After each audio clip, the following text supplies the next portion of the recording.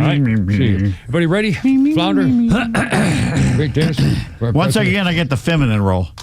Well, I'm so sorry. This is not my. This is your. I'm sorry.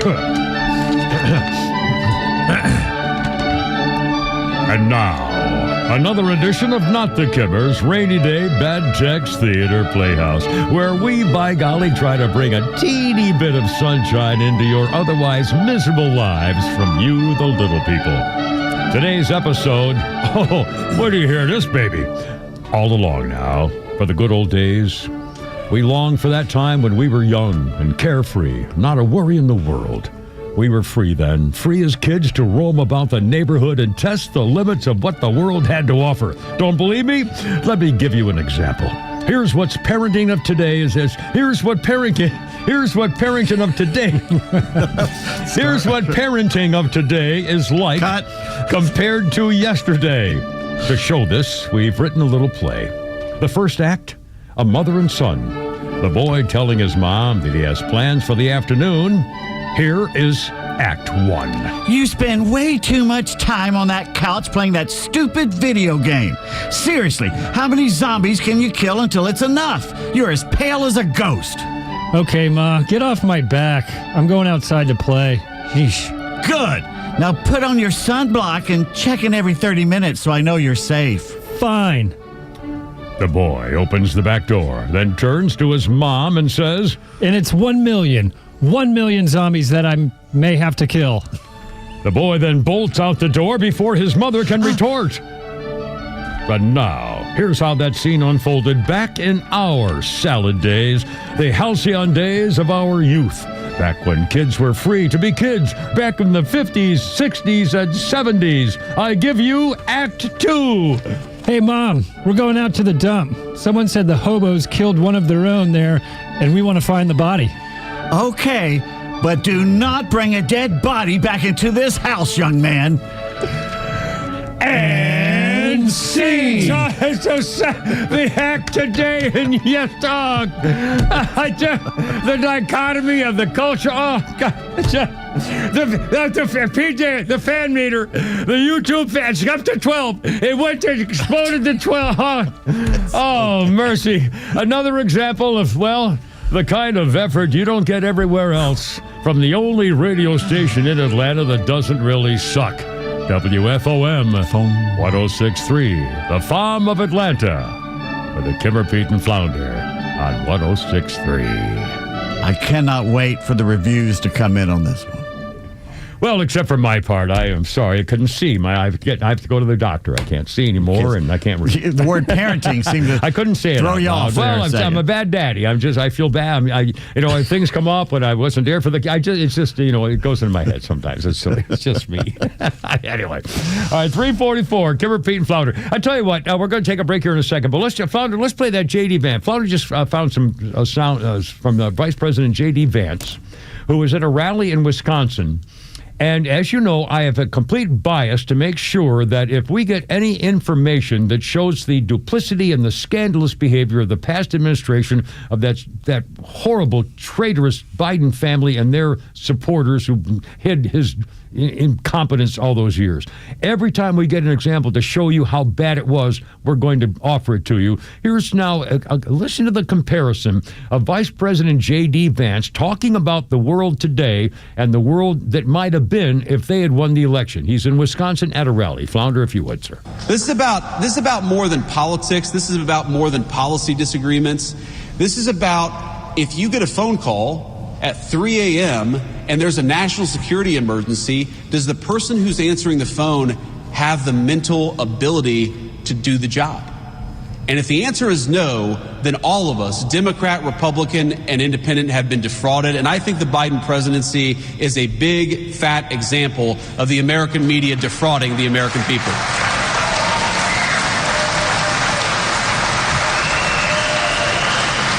You got to make the point about the media. None of that would have happened. Biden never would have been elected. And Harris never would have been, it wouldn't even have been close. She never would have been able to run if the media had done its job. Right.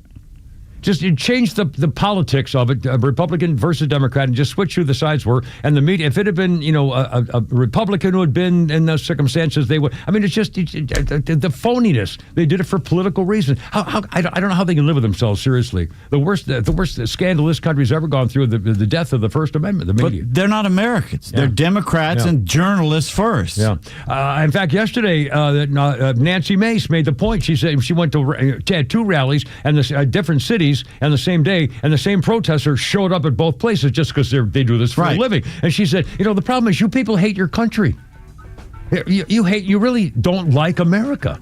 Not only do you not love it and support it, you don't like it, and most of you don't. You just hate it. Everything we stand for, and they hate half of the country. Yeah, and therefore us. Yeah. Anyway, Pete, I think you've said this in the past, but Democrats want you to love their government and hate their country. Yeah.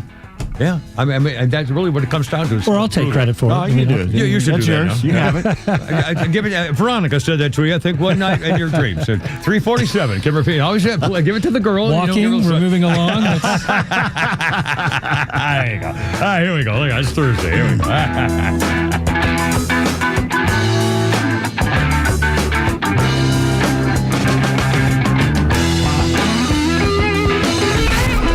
Miss any of the show? No sweat. Grab your XTRA 106.3 app and listen to show replays whenever you want. Download the XTRA app now for Apple and Android by searching for XTRA 106.3. Back to school means back to traffic in Atlanta. If traffic mishaps land you in trouble with the law, it's important to know who to call. Call A Second Chance Bail Bonds. We handle bonds from local to federal for any jail in any city. And in most cases, we can have you or your loved one out in a matter of hours. A Second Chance. It's better to know us and not need us than need us and not know us. Call A Second Chance 24/7 at 404-BAIL-OUT. That's 404-BAIL-OUT. Or online at atlbail.com. The EQE electrifies the essence of Mercedes-Benz values. The road to the future might not even be a road. Why not travel in comfort, with confidence, and the competence to meet every new mile with a can-do attitude? That's the aptitude of the EQE SUV. Get an exceptional offer on the all-electric 2025 Mercedes-Benz EQE 250 Plus SUV. Just $599 per month for 36 months with $78.93 due at signing, exclusively from RBM of Atlanta in Sandy Springs. Contact RBM of Atlanta for details and see how to qualify. We'd love to welcome you to the RBM of Atlanta family. Special lease rate available only to qualified customers exclusively from Mercedes-Benz Financial Service through RBM of Atlanta, Sandy Springs through September 2nd, 2025. Excludes tax, tag, title, and Georgia Lemon Law fees. Contact RBM of Atlanta for details on this and other exciting offers. Visit us at rbmofatlanta.com or call us at 770-390-0700 for details. Are you looking for something simple but delicious, sweet but also savory? Discover Schumann Farms Sweet Onions. Schumann Farms is a third-generation family farm with the Real Sweet brand sweet onions. Whether you're grilling, sautéing, or simply adding a fresh crunch to your salad, Schumann Farms has you covered. Look for Schumann Farms Real Sweet brand sweet onions at your grocery store and taste the difference for yourself. Schumann Farms, the Georgia family farm growing tradition and the world's sweetest onions. Welcome to Willie's Wings, home of the secret sauce. I'll take a dozen wings. Oh, by the way, I love that sauce. What's in it? Can't tell you. Why not? It's a secret. While many financial advisors claim to have the secret sauce, they don't. In fact, if their sauce is so good, why are they keeping it a secret? Evan Ward of Atlas Retirement doesn't keep anything a secret. He knows there's much more to retirement planning than stocks, bonds, and mutual funds. Evan will develop a strategy designed specifically for you. It's your own secret sauce for retirement. Call Evan Ward at Atlas Retirement to schedule your personal portfolio x-ray today. Call 678-252-5224. That's 678-252-5224. Or online at atlasretirement.net. Fine, you want to know what's in the sauce? Absolutely. Tablespoon of paprika. Really?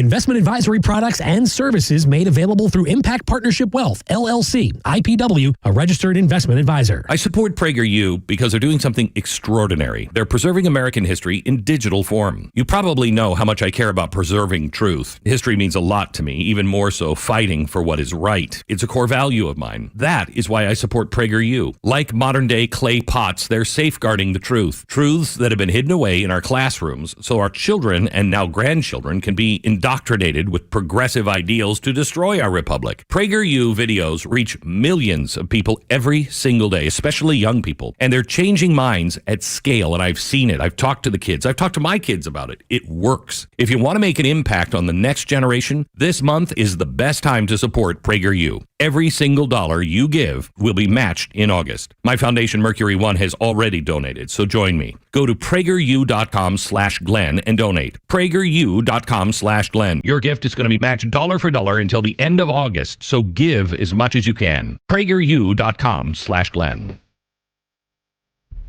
Yeah.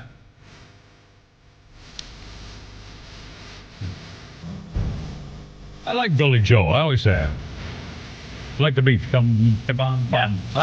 Syncopated. I don't like this song. I like the...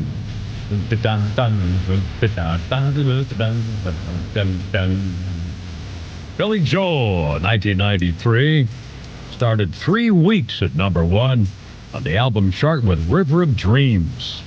Billy Joel claimed most of the music came to him in his sleep, hence the title, River of Dreams. His second wife, one-time model Christy Brinkley, painted the album cover. That's horrible. Which was later voted worst album ever. Worst album cover ever. It is. Who cares? Did you paint that with your feet? I don't care. I love it, honey. Really. It's great. Another. Oh, it's terrific. So put them. Yeah, we'll print it. Have you seen her daughter? They're like the same beautiful person. Yeah. It's genes, man. It is. Got good genes, all right. Our birthday list includes Barbara Bach. We just talked about her the other day. Yesterday. It's her birthday. She was in for another. They got married on or whatever. Something happened. She got no. Was it somebody wrote the song for those son because she was getting divorced or something? I don't remember. Anyway, Barbara Bach's birthday today. She's 78. The Spy Who Loved Me, Bond girl. She was also in Force 10 from Navarone. Yes. I remember that movie? Yeah. Oh, my God. I read that this morning. When I looked it up this morning, I thought, holy crap, I don't remember. I remember the movie. I mean, and in fact, I've got a bunch of those where the Eagle dares, I've got like 4 of them on my... The Guns of Navarone. Guns of Navarone. I've got all of those. This was Force 10 from Navarone. And, of course, Ringo Starr's wife. Yep. Barbara Bach, 78 years old today. So good for them and good for her. And on this day in history, a little sad note, and I remember I had one of these child stars on my TV show before she died. This was Anissa Jones. On this day in 1976, passed away. She was only 18 years old. Anissa Jones was known as Buffy on the TV series Family Affair. Yeah. She overdosed on drugs. It was called an accident, but the toxicology report found cocaine, PCP, Quaaludes, and Seconal in her body. The doctor who prescribed the Seconal was charged with second-degree murder, but before he could go to trial, he died. After the show Family Affair ended, feeling typecast as Buffy, she exited the entertainment business. Brian Keith offered her a role on the Brian Keith Show later in the 70s, early 70s. She also was invited to audition for the role of Iris in Taxi Driver, and she turned them both down and then died of a drug overdose in 1971. I'm sorry, 1976 on this day. Anyway, Kimber P. Flounder, 354. Okay.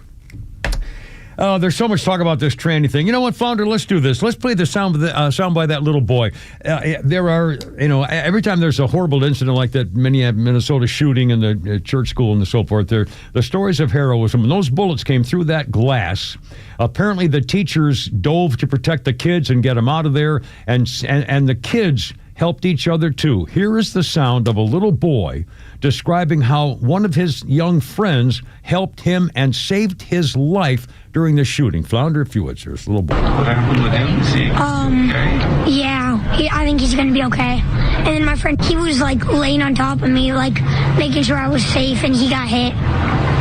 So So that was really brave of him. And you have a neck on your neck?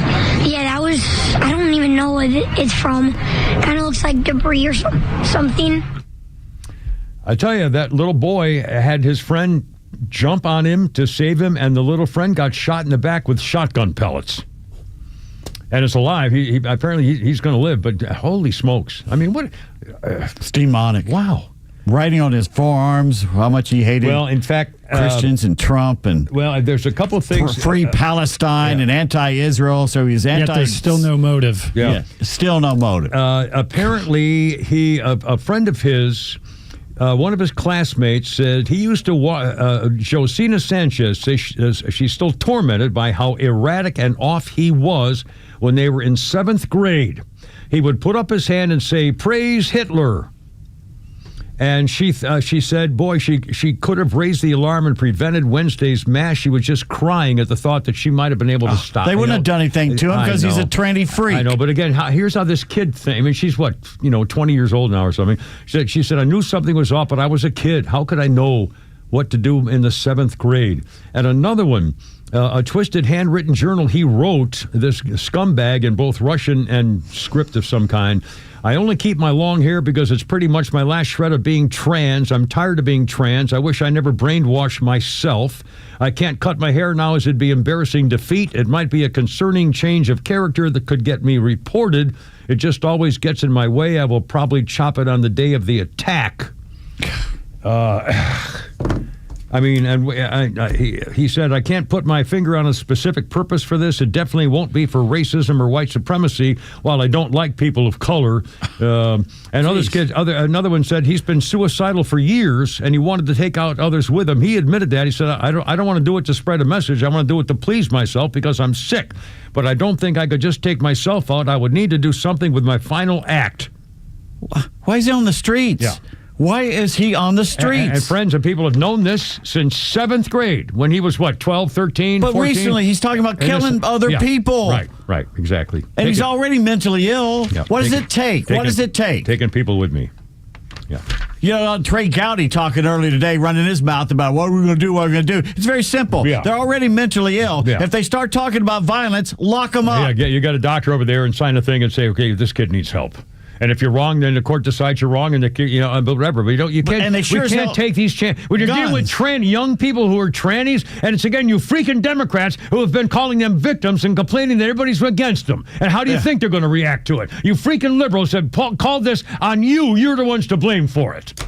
I mean, there's no other way to look at this. They made this happen. All of a sudden, trannies saying, oh, my God, I'm a victim, and I'm so angry, I've got to lash out at everybody. And they never thought that 20 or 30, 50 years ago. And those religious people did it, too. Yeah, Christians, churches. My God. All right, 3:58. Flounder, we got time for you. Flounder's funny, Clothing sizes are weird. They go small, medium, large, and then extra large, extra, extra large, extra, extra, extra large. Something happened at large. They just gave up. They were like, I'm not doing any more adjectives. You just keep putting extras on there. I hadn't thought of that. We could do better than that. Small, medium, large. Whoa. Easy. Slow down. Stop it. Interesting. American. Who's that there, Flounder? He goes by Demetrius Martin. Excellent. All right, coming up, we'll talk more about the school shooting, but also the issue of prayer and people talking about that. And finally, once again, you'll hear some common sense from Scott Jennings on the CNN panel, when the rest of them just want everybody to die. And also, the guy who threw the Subway sandwich at the federal agent got away with it. No problem. Yeah, so again, you can, do that to federal agents if you feel like it. Everything's going to be okay. 4 o'clock coming up here. Kimber, Pete, and Flounder. Holy smokes. And Shannon Burke at 5 o'clock joining us from Florida, too. Look out.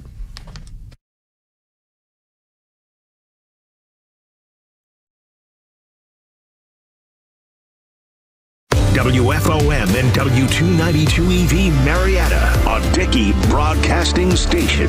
This hour is presented by Atlanta Safe House. A A chilling description of the killer in Minneapolis. I'm Lisa Brady, Fox News. Investigators they say the shooter who killed 2 young children, injuring 18 others as they prayed in church yesterday, had a heart full of hate. The shooter left behind hundreds of pages of writings. Writings that describe the shooter's plan, writings that describe the shooter's mental state, and more than anything, writings that describe the shooter's hate. Pure, indiscriminate hate. An acting U.S. attorney for Minnesota, Joe Thompson, says the shooter was obsessed with killing children. I won't dignify the shooter's words by repeating them. They are horrific and vile. But in short, the shooter wanted to watch children suffer. Thompson says the shooter also idolized other mass shooters. The Minneapolis police chief says a policy of locking the doors shortly after the mass began likely saved lives at Annunciation Church yesterday. He also confirms the shooter used to attend mass and school there and that the shooter's mother used to work for the parish. Police and the FBI also say there's been no evidence so far of anything that would have prohibited this killer from legally purchasing firearms. The White House defends the firing of the CDC director after a clash over vaccine policy. White House Press Secretary Caroline Leavitt says the director of the Centers for Disease Control and Prevention was not aligned with President Trump's mission to make America healthy again. The secretary asked her to resign. She said she would, and then she said she wouldn't, so the president fired her, which he has every right to do. Attorneys for Susan Menares say she was targeted for refusing to rubber stamp unscientific and reckless directives. The dismissal triggered an exodus from the agency by several other senior officials. Fox's Jared Halpern at the White House. The health secretary says the agency is in trouble and needs to be fixed. New highs on Wall Street. The Dow up 71 at the bell. America is listening to Fox News. Let's see, if something costs less, a lot less, but people are actually happier with it, that sounds like something to look into, and that's MetaShare. Maybe you've heard joining MetaShare can save you or your family up to $500 a month, and that's huge, but it's also true. People are just happier with it. They love being part of something that reflects and promotes their values and what they believe in. MetaShare works, too. It's been around for 30 years now, and members have shared more than $7 billion of each other's bills. People love having telehealth and a huge nationwide PPO network, so yeah, really, you can save a ton and like it better. Imagine being happy with how you're taking care of your health care, whether you're self-employed or part of the gig economy, or you just want a plan that you're happy with. Here you go. You can call right now and get a price within 2 minutes. A very, very smart use of 2 minutes. Here's the number you need. It's 866-89-BIBLE. That's 866-89-BIBLE. 866-89-BIBLE.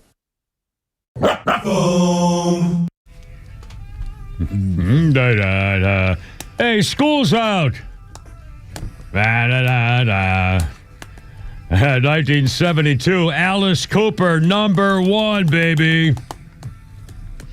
Alice Cooper said he was inspired to write the song when answering the question, what's the greatest 3 minutes of your life?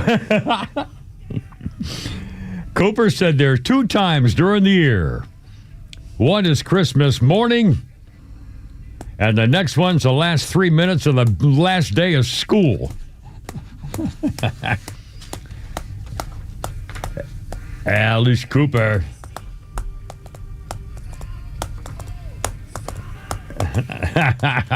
Who will ever forget? And I'm trying to remember, I guess the most exciting times were in grade school, where I was, I had my bike. I was like, 10, 11, 12, 13, and stuff like that. I'm not sure I felt the same way, when you're in high school. Oh, no, high school is big time. Well, but, we threw papers and ran down the halls. Yeah. But I remember feeling that for a different reason, But when I was little, it would meant more to your summer vacations coming up because it was all kind of tingly and a whole different thing. And then when you're older and you got, now I got a bad beer drinking the girl, it was just a whole different kind of a juvenile. It's like, waking up when you're 10 years old at Christmas is different than waking up when you're 22. Yeah. That's all. But again, either way, but those last 22 alone on the floor. Somewhere else you don't remember where you were. Hungover. Naked. Yeah, I used to have my little brother Todd visit once in a while, and unfortunately, when I was an anchor man in TV and working late, and I'd give him my car to go, whatever, and he would call me and say, I can't find your car. I parked it somewhere and now I can't find it. I swear to God, it happened more than once. What do you mean you can't find my car? Well, I left it somewhere and I'm at some of this girl's house and she gave me a ride from the bar and now I don't know where your car is. I swear to God. He was very attractive. The girls loved my little brother, Todd. He had green eyes and long hair like Jesus. I mean, he was a character. He should have been in radio. He's the one who should have been in radio. Anyway, I can't find your car. What do you mean you can't find?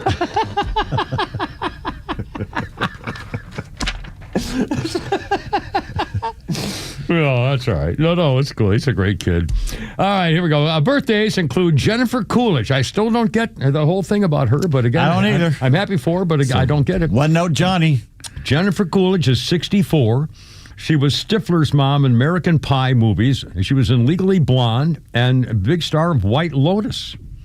And she's a huge, she was in commercials and she's, to me, it's almost hard to look at. I'm sorry. She looks so unattractive to me that she looks like she's, ready to explode or so. I know that's wrong. In every way. But again, she's a huge. I've never watched one thing she's been in. Not one thing. Never saw Legally Blonde? No. It's a cute movie. It's a cute movie. With Kirsten Dunst. Who doesn't like Kirsten Dunst? Renee No. Witherspoon. Reese Witherspoon. Witherspoon. One of the two. Yeah, Reese Witherspoon. I like Kirsten Dunst has got something wrong with her teeth. Reese Witherspoon's a dish. Anyway, and White Lotus, I tried to watch that and I couldn't watch it. I didn't get it. It was all creepy and they had sneaking stuff. I don't know. Anyway. All right, it's 4:07. All right, I got to do this. I've been trying to get around it. It's going to take me a second. This is a very important day, and I thought about trying to get the sound of Martin Luther King Jr.'s speech, I Have a Dream. We've all heard it. We all know it, and I didn't want to kind of,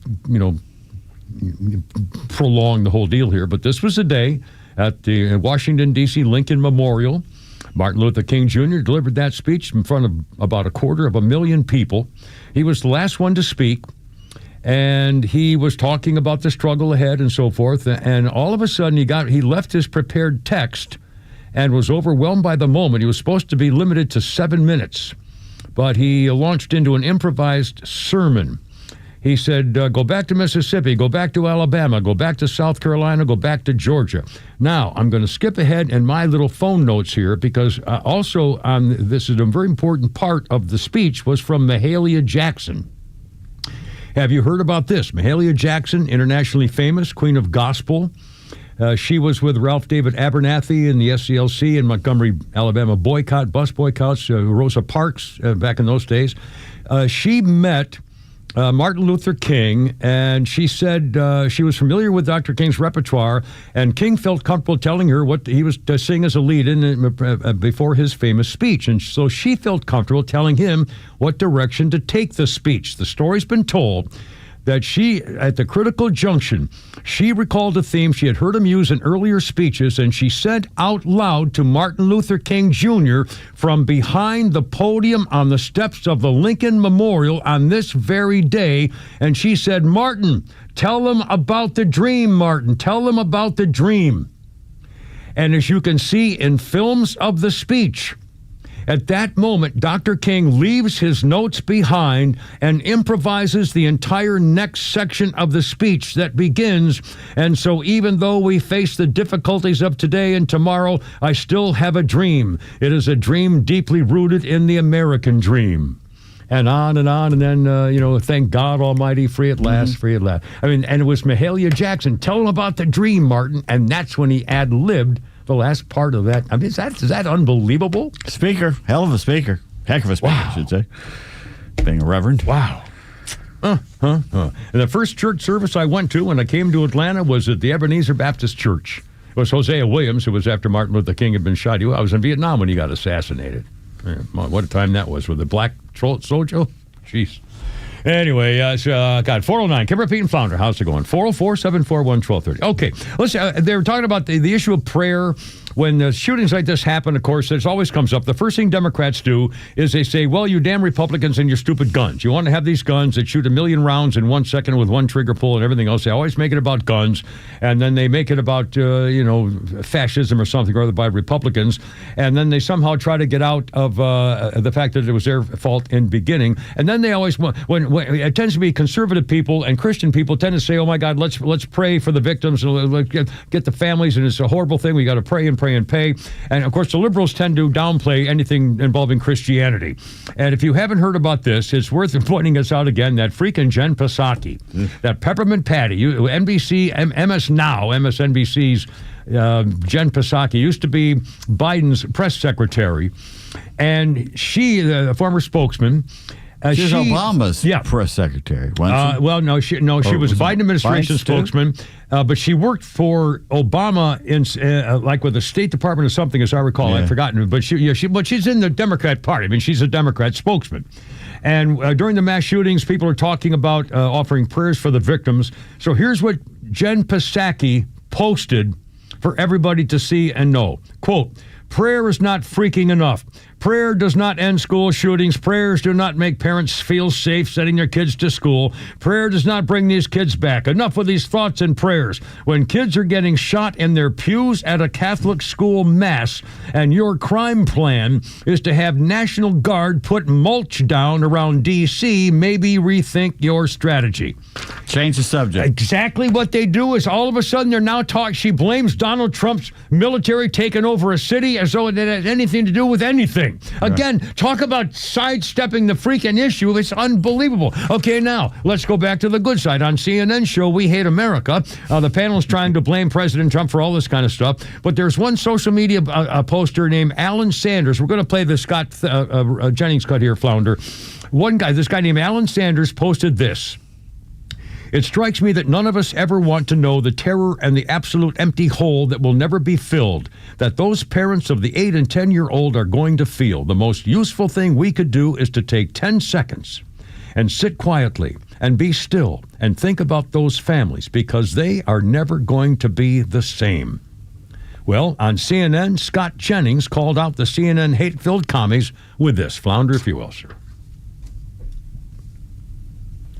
The old Scott Jennings, Flounder with the Scott Jennings. I actually had a negative reaction to the mayor's statements today. I think it's wrong, frankly, to vilify or attack people of faith. You said thoughts and prayers ring hollow. I think thoughts and prayers are the most solid on days of tragedy for people who live their faith every day. And I think on a day like today, particularly in a church community, there are probably people praying harder for comfort today than they have ever prayed in their life.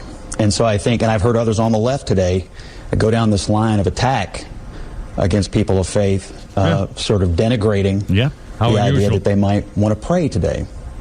And so I think his statements were misguided. The thing that struck me today, Abby, truthfully, when I was watching this unfold, was that the two little ones that died were 8 and 10. I have 7 and 9. Those are my two youngest. They turn 8 and 10 in a few days.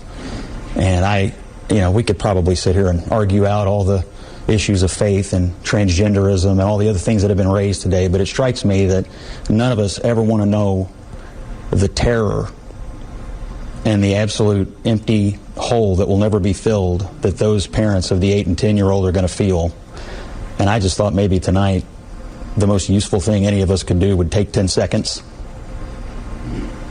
and just sit quietly and be still and be quiet and think about those families, because they are never going to be the same, no matter what we say.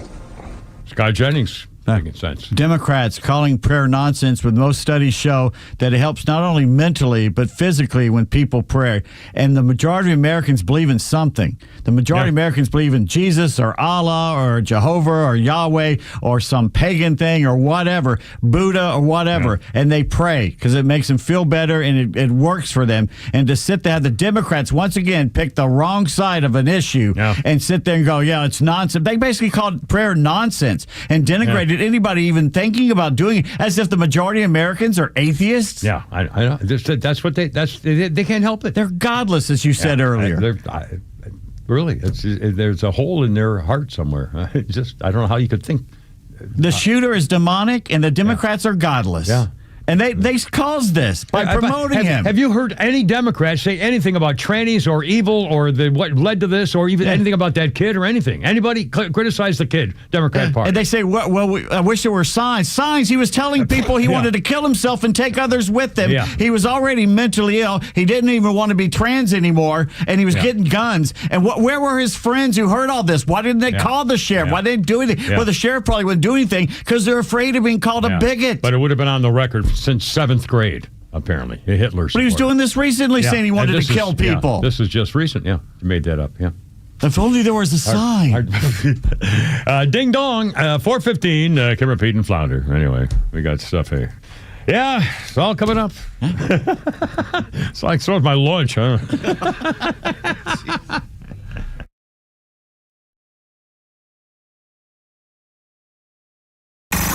It's time for the Bortz Report, brought to you by Southern Exteriors, the Southeast's premier home exterior solution. Quality and precision you can rely on for over 20 years. Visit southernexteriors.co.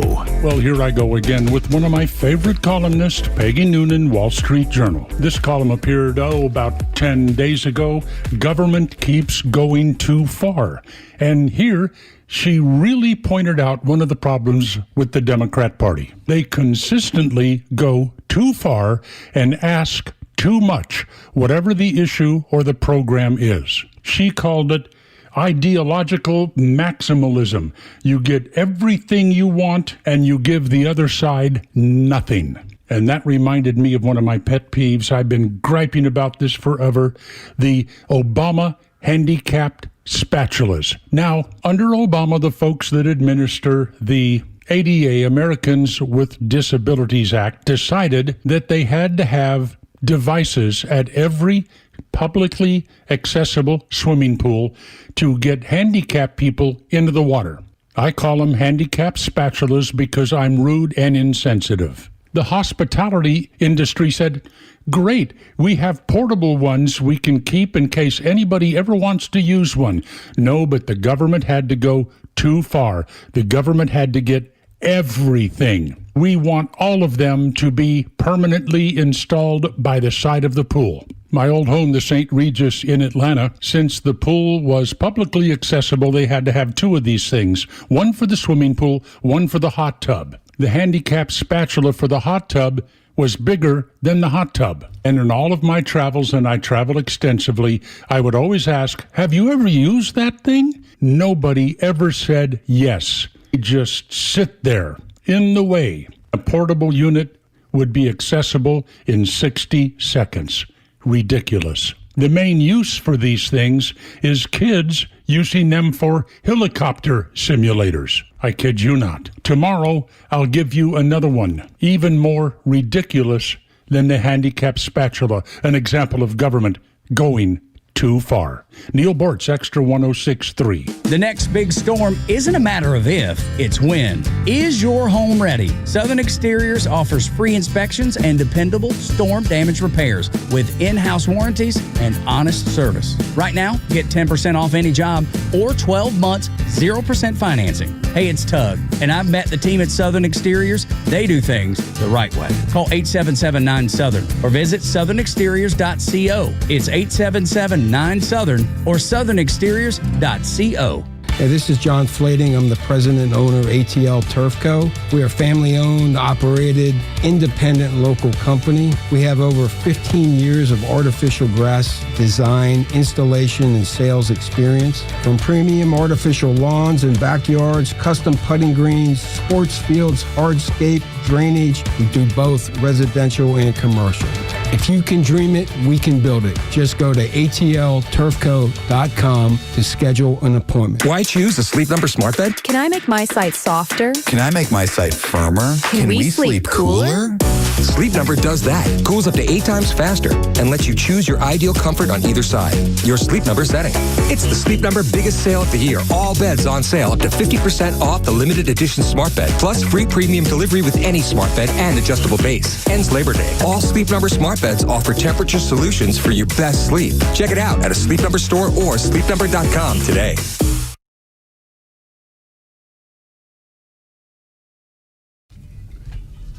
Well, hey, ho. Hey. Ho, Elvis, ho. Ho. It's Elvis.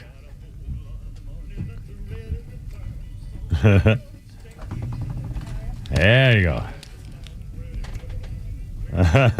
What a style, you know? I mean, really. I mean, and again, we've been doing this from the 50s. I remember. Las Vegas. I remember watching Ed Sullivan and, man. Anyway, 1970, Elvis, 4 weeks at the International Hotel in Vegas. A security guard got a phone call that said Elvis was going to be shot during his last show. On this day, 1970, the guy wanted $50,000 to reveal the name of the killer. Later that day, a menu was found in Elvis's mail at the hotel, and Elvis's face was destroyed, and a gun had been drawn pointing to his head. The threats were taken seriously, but Elvis did play his last show, and as we know, he was shot right there on stage. And stop it. No, I'm sorry. He was fine. You know, Sacrilege. No, it was so horrible thing. And what's the matter with me? And now our birthday, let's say. Shania Twain, naughty little Shania. I always liked her. Shania Twain is 60. Country superstar. Didn't she marry her manager or somebody who wasn't particularly attractive, but they had a great thing going on, and they got divorced, as it turned out. But I think it was her manager or a and there were some producer sex or something. photos that came out, weren't there? There was some kind of thing going on, and I don't remember what. But she's, she's single, I guess now. Anyway, she's 60. You're Still the One, From This Moment On. I love those songs. From This Moment On, that's a beautiful song, as I recall. Anyway, she's 60. And Don't Impress Me Much. All those songs. Shania Twain. And on this day in history, Pete Davis, this is just for you, sir. This is just for you. On this day in 1955, visiting his family in Money, Mississippi, 14-year-old Emmett Till from Chicago. I will say this, though.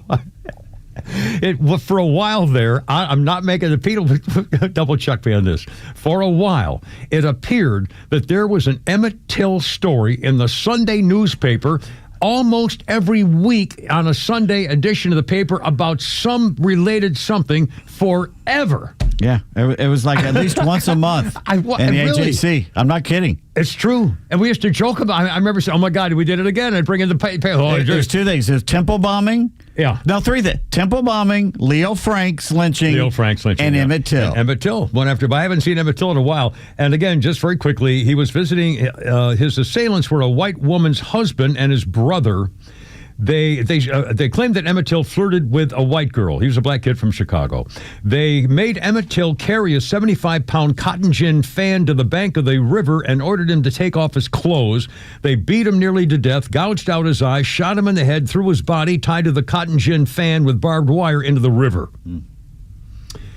He had been standing outside a country store, and Emmett bragged that his girlfriend back home was white. His black companions disbelieved him, dared Emmett to ask a white woman sitting behind the store counter for a date. So Emmett went in, bought some candy. On the way out, he was heard saying, "Bye, baby," to the woman. There were no witnesses in the store, but a woman behind the counter claimed that he grabbed her, made lewd advances, and wolf whistled at her as he sauntered out. The husband returned home, found out about it, enraged, went to the home of Till's where he was visiting. They demanded to see the boy, forced him into their car, and then you know what happened. Well, to wind this up, 2 weeks after his body was found, the two guys went on trial, and a few witnesses identified him as the defendant's killers. The jury deliberated less than an hour before saying not guilty. State proved to prove its case. But then the author of the book says the woman, Carolyn Bryant, recanted her testimony, saying that he never touched her, never threatened her, and never harassed her. Nothing that boy did could ever justify what happened to him. And in 2022, a grand jury in Mississippi declined to indict her for her role in the crime 70 years earlier. Now, you think they should have? Because she was in, I think, North Carolina at the time, and she was old, but she lied. Well, yeah. Probably should have done something. Yeah, I think that should have been a conclusion. Because someone died because of her actions. Yeah. It's kind of like the Nazi war camp guys who were caught later. And again, whether it was a different time or not, it's got nothing to do with it. I mean, especially after... There's right and wrong. You knew you were doing wrong, and you did it anyway. Yeah, what a horrible case. 424, Kimmer, Pete, and Flounder. How's it? Oh, let's do the grok thing. This is okay. Here's the deal. Flounder, as you know, the Powerball. It's not the Mega Millions. The Powerball. Somebody won Mega Millions. The Powerball is up to. It's going to be $1 billion by tomorrow for the drawing for tomorrow night. So it's good. I mean, that's a lot. Now we've been talking about this before, and I think we've all thought about it. If you were a billionaire, what would stop you from? And maybe they wouldn't let you, but let's say. Well, no, let's not. Let's say. Pretend. Damn it. I know. Pretend that you are a billionaire and you decide that, well, I think I'll just buy 400 million tickets. For $2, that'd be $800 million. So if I bought $800 million worth of tickets, wouldn't I be pretty much assured to win the $1 billion prize, therefore winning $100 million?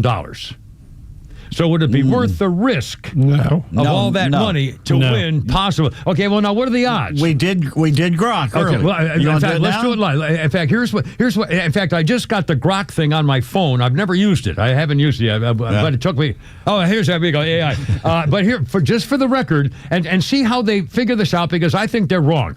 Pete, can you do your thing on how many odds or how many tickets you'd have to buy? We'll do it if it's 500 million. Just to round up things out, to make it easy. Okay. Here we go. If you wanted to win the $500 million Powerball Lotto, how many tickets would you have to buy in order to increase your odds to over 50%? To have over a 50% chance of winning the $500 million Powerball, you'd need to buy around 175 million tickets. The odds of winning the jackpot are 1 in 292.2 million. So covering more than half the possible combinations gets you there. All right, 175 million tickets would be $350 million. Would cost you $350 million to have a 50-50 chance of winning $500 million. So if you won, you'd win $150 million. But that's only a 50-50 chance of winning $150 million. How many tickets would you have to buy to have the odds be 90% of winning the lotto? To have a 90% chance of winning the $500 million Powerball, you'd need to buy about 233 million tickets. This covers enough combinations to push your odds to 90%, given the 1 in 292.2 million chance per ticket.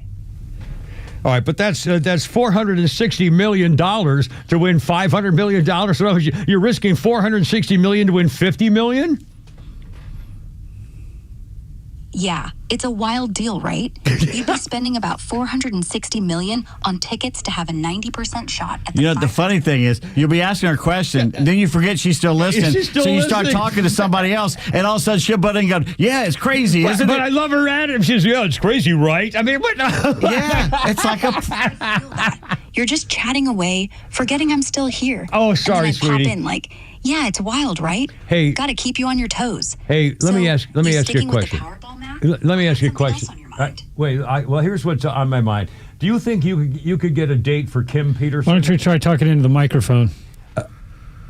I asked her if she could get a date for Kim Peterson. Oh, you're trying to play matchmaker for Kim Peterson, huh?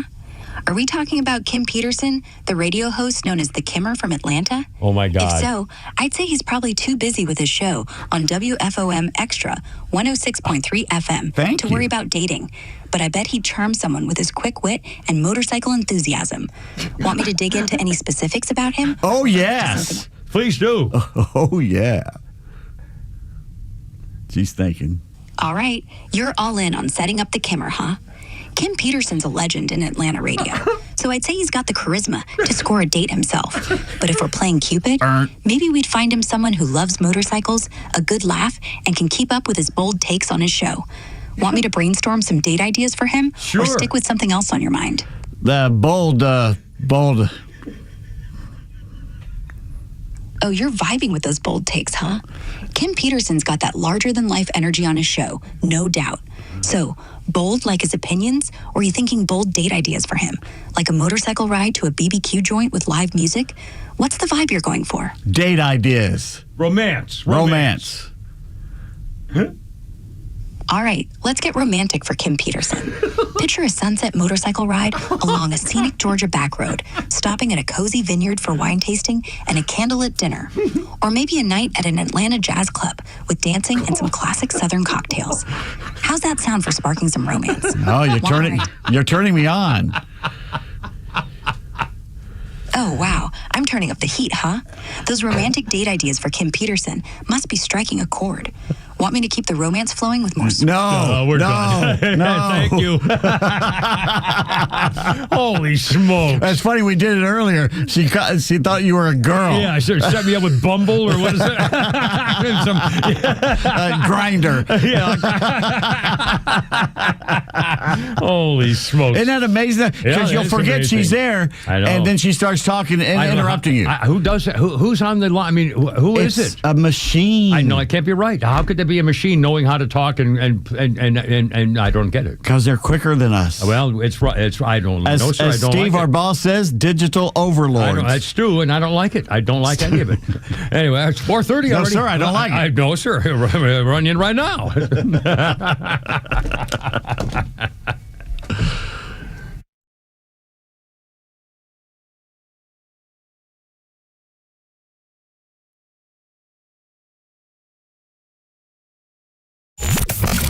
When conflicts escalate around the world, don't let the mainstream media scare you into believing their narrative. Get it right with Atlanta's only conservative voice. And trust the Morning Extra, Glenn Beck, Clay and Buck, The Kimmer Show, and our entire lineup to give it to you straight. Don't buy the fear. Just keep it here. Extra 106.3 FM and the all-new Extra app. Hi, I'm Chris Lalamia, owner of the Trusted Toolbox. Are home repairs piling up? Are you feeling overwhelmed? Relax. We've got you covered. From drywall dings and leaky faucets to deck repairs and trim replacement, we're your one-stop shop for everything for your home needs. No more juggling multiple contractors. Just call us at the Trusted Toolbox and we'll handle it. Your home deserves the best, and we don't want you breaking your back trying. Call the Trusted Toolbox today at 770-623-3097 or visit us at thetrustedtoolbox.com. The Trusted Toolbox, your one-stop shop for home repairs and more. Hey, it's a Kimmer. Okay, you're driving along. Suddenly you hear that horrible sound of metal and crunching. It's an accident. Even if it's a little minor fender bender, man, that could be a nightmare. First, obviously, take care of yourself. But before you make a deal with an insurance company or anybody else, call David Van Sant with Van Sant Law. You know why? Because he used to work for the insurance company, so he knows how to get the right settlement and right away. Van Sant Law, don't forget, if you don't get paid, they don't get paid. Protecting your interests. Insurance is great, but it's complicated. 855-GA-INJURY or vansantlaw.com. Don't believe this nonsense you see on TV commercials about how uncomfortable a CPAP mask is. Take it from me. You wear one, especially the nasal pillow I use, for one night, and you will fight anybody that tries to take it away from you. But if they do take it away from you, you can get more at cpapsetcetera.com, cpapsetc.com, with a store in Alpharetta, same-day shipping. To your health, cpapsetc.com. Hey, it's a Kimmer talking about Stovall. Yeah, I just wanted to brag on Stovall. I went up there and actually got a quote on some of their material up there, and he gave me the quotes I wanted, but he said what would work best, they don't carry, and referred me to one of their competitors. That's how good they are. And sure enough, he was right. The material he was talking about that they don't carry, it's actually going to work best for me. So I've got that on the way. It all worked out well. Makes me want to go back and buy something from them now. Folks, when it comes to landscaping supplies, start at Stovall. 11 locations around Atlanta. Online at StovallInc.com. The legend Neil Bortz is only on Extra 106.3. Hey, it's Tug, and here's what you missed from the Talkmaster. Just look at virtually all of the major cities in this country. They are all run by Democrats. Democrat mayors, Democrat aldermen, city councilmen, and these cities have a crime problem. Catch Neil's commentary every day on Extra 106.3 or listen anytime on the Extra 106.3 app. Yikes. No, I'm grabbing beer. I was just having a little lollipop there. Sorry. No, it's all good. Kimmer, Pete, and Flounder.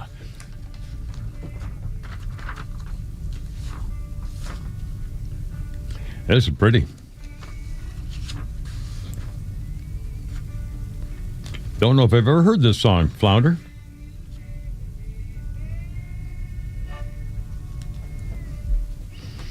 1968.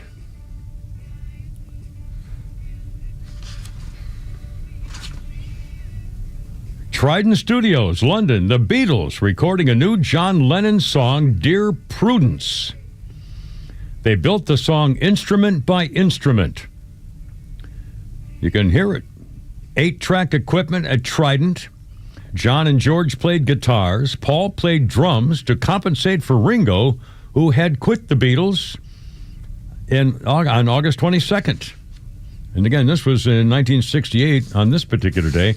And by the way, also on this day in history in 1964, 4 days earlier, same day, after a show in New York, the Beatles apparently went backstage with Bob Dylan and smoked reefer for the first time in 1964. We mentioned this the other day. Anyway, Flounder, I don't know that this is a very kind of one of those moving, rolling song beats I like. It's a good one. Yeah. Is this called Dear Prudence? Yeah. Yep.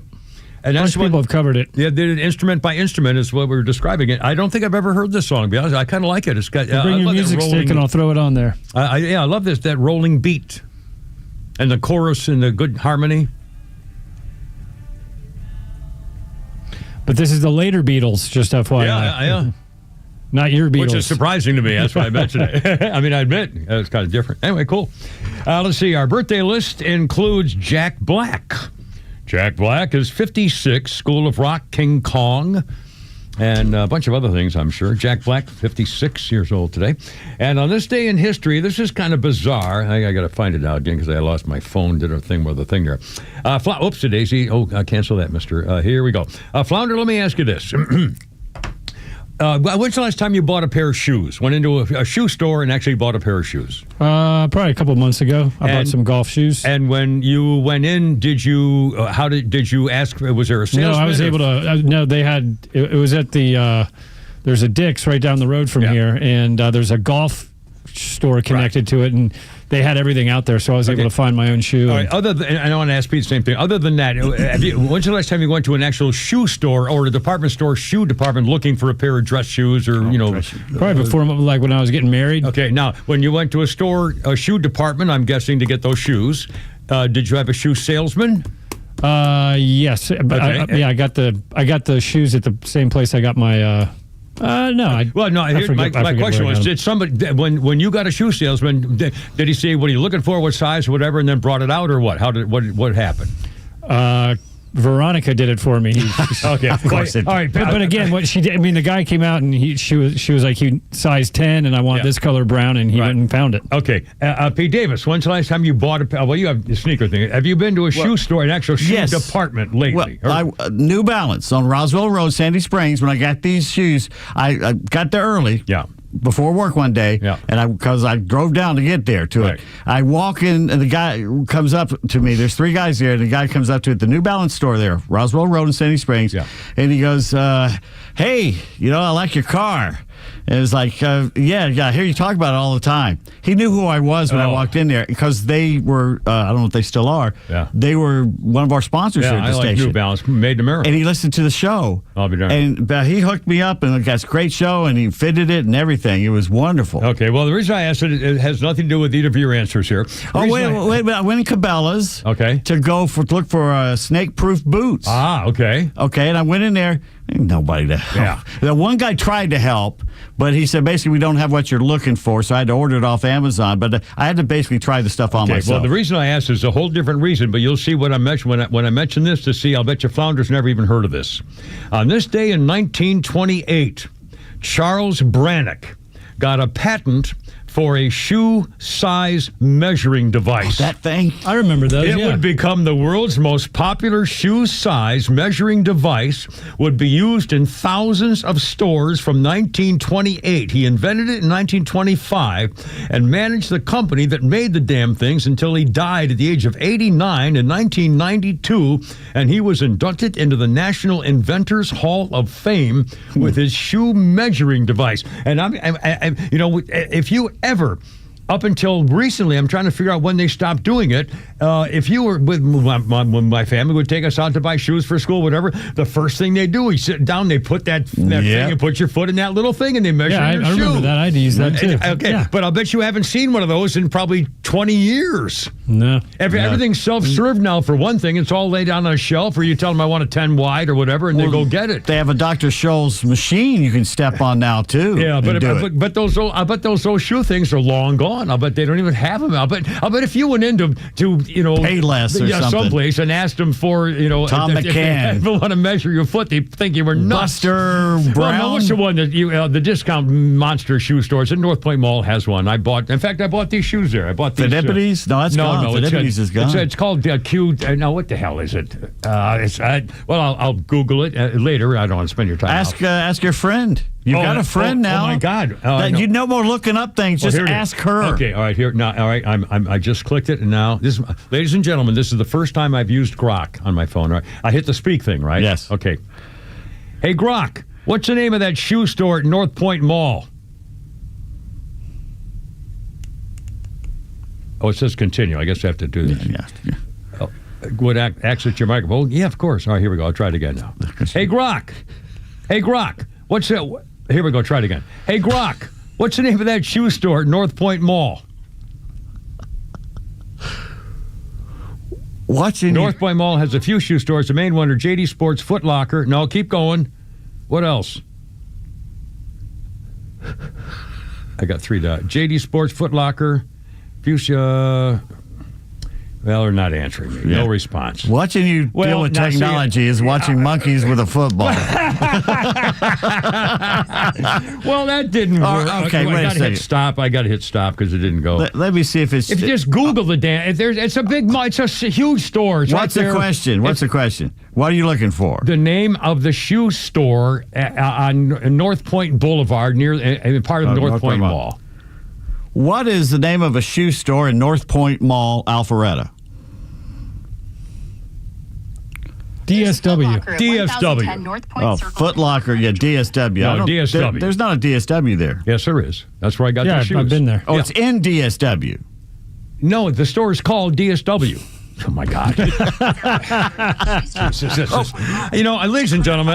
and DSW are separate stores, both at the mall. Foot Locker's at 1010 North Point Circle. I didn't care about Foot Locker. Anyway. I think I'll have to do a Larry David Siri. I'm so sorry. You're going to have to tell him, sorry, the show was not available to post on our podcast. Podcast Park said, no, we're not putting that thing on here. Well, the thing is, if you're going to do it, you got to turn the volume so the rest of us can hear it. We couldn't hear when it was answering you. They were printing. Well, she was talking. I could hear her talking, but it was so low I couldn't hear. I'll try to play with it later. Maybe one of my girlfriends. Some of the girls from the Kimmer's Asian Cheerleader and I may be coming over. You're going to hold it in your hand and try and play with it? I might exactly do that. That's what she said. Well, it fits in your hand. And now something you'll really enjoy. 442, Kimmer, Pete, and Flounder. 404-741-1230. Trying to get me a date. Where would you like to go? How the hell do they program a personality into a computer? I know. I mean, seriously, I can't get over this. I'm sorry. I just can't get over it. How is that possible? Flounder, you tell me how that's possible. That girl was talking. She said, well, I know, right? I mean, she had an attitude, a personality. She reacted to what I was relating to me. How is that possible? And how does she know all that stuff about me that I'm, like da-da-da-da-da-da? I mean, I don't get it. It's AI. It's the future. But who made it? I mean, but who? Somebody had to say, well, we want you to be able to be kinky and cute and use voice inflection. I mean, how do you teach a computer personality? I don't know why you're asking me, because I have no idea. No clue. But Clayton's on the horn, and he wanted to talk about the shoe store. Okay. Clayton, the shoe store guy. Hey, man, what's going on? Clayton, how it's happening? Hey, Cameron, another great show. I was enjoying the shoe stores. One of the devices they used to use a long time ago, and I learned this in X-ray school, was an X-ray machine, like a fluoroscope, that you could look down through it and see the bones in your foot when you put it over the X-ray thing. Yes. And a lot of people went blind, a lot of shoe sellers especially, from looking through that thing, and because they didn't realize how much danger there was in the radiation. I remember that. That was the day when they had the radium watches. I had one of those radium watches glowed in the dark. Yeah. And Pete, that Dr. Scholl's thing you're talking about talks about the weight on the bottom of your feet for orthotics. Yeah. So it can recommend which exact shape orthotic you need to improve your pain in your back or your feet. Or absolutely. whatever. And that's real. That's real stuff. Yeah. Hey, excellent. Yeah. Thanks, Clayton. I appreciate it. Thank you. Thanks a lot. Have a good one. Thank you very much. Oh, in fact, speaking of the taking care of the bottom of your feet for especially running and walking or whatever you have problems, stuff like that. I remember, in fact, this was featured in the movie about the Midnight something where the guy tried to smuggle drugs and got Midnight Express. Brad Davis. Davis. And the torture was to beat the bottoms of your feet, which is one of the worst things that can happen to you. And again, acupuncturists and the special Asian people with the reflexology. The bottoms of your feet have a whole different set of things, and they would torture you by beating the bottom. That's one of the worst things you can do for pain. When I was a kid, I jumped off a dock in Lake Hamilton in Hot Springs, Arkansas, and I went right on top of a broken Dr. Pepper bottle, cut right up in the middle of my foot. Right? And it took a couple days to go to the doctor and fix it. My grandmother wasn't big on doctors and everything. So it has left a scar and a sensitive point, a bundle of nerves. And I tell you, if I'm walking and it touches that, it shoots all the way up my leg. I'll bet. I mean, they say actually the people who put the needles and stuff and do all that nerve stuff is big. Now, on the positive side, yes, it's quite the erogenous zone. Well, no, I don't want to talk about that part. Yeah, you and your foot thing there, buddy. My foot fetish is for my feet. Yeah, well, okay. Well, for a minute when you sent me that picture, I thought that you were starting to get a pedicure all of a sudden. I couldn't believe it. But seriously. What picture? You joked about that picture you sent me of the fake cigarettes. You were going to buy me the candy cigarettes. And then you said, well, there were some feet in the bottom. And I never saw the picture of the feet. I never saw any feet until you said, well, there are feet in that picture. And I hadn't noticed, but you had to think about it. Anyway, God, you people and your feet. Anyway, it's 446. Kimmer, Pete, and Flounder. And it's found something. I don't know. Get me out of here.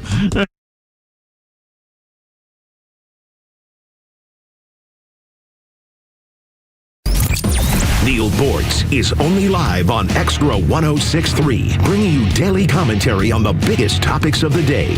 Catch him throughout the day or hear his latest on the XTRA 106.3 app. My name is Patrick, and I'm the Military Outreach Manager at the Warrior Alliance. I served in the U.S. Army as an airborne ranger and deployed to several combat zones in support of the global war on terror. Veterans bring excellence through our work ethic, skills, and civic duty. However, transitioning to civilian life can be difficult, as we all share a loss of purpose when leaving the military. Returning veterans have earned and deserve our support so they can thrive on their journey home. The Warrior Alliance understands the challenge and is helping warriors navigate to success after service. Join us in changing thousands of lives for the better. Donate today at thewarrioralliance.org. Are you looking for something simple but delicious, sweet but also savory? Discover Schumann Farms Sweet Onions. Schumann Farms is a third-generation family farm with the Real Sweet brand sweet onions. Whether you're grilling, sautéing, or simply adding a fresh crunch to your salad, Schumann Farms has you covered. Look for Schumann Farms Real Sweet brand sweet onions at your grocery store and taste the difference for yourself. Schumann Farms, the Georgia family farm growing tradition and the world's sweetest onions.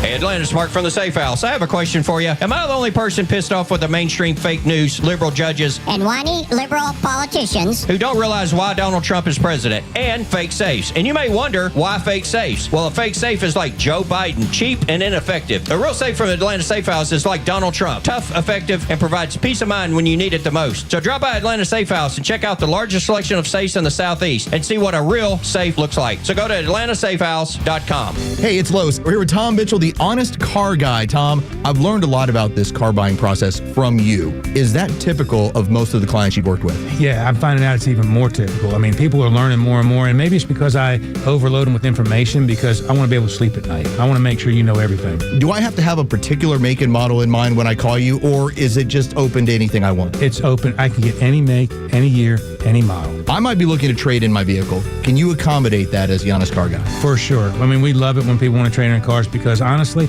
it's best for you to trade in the car.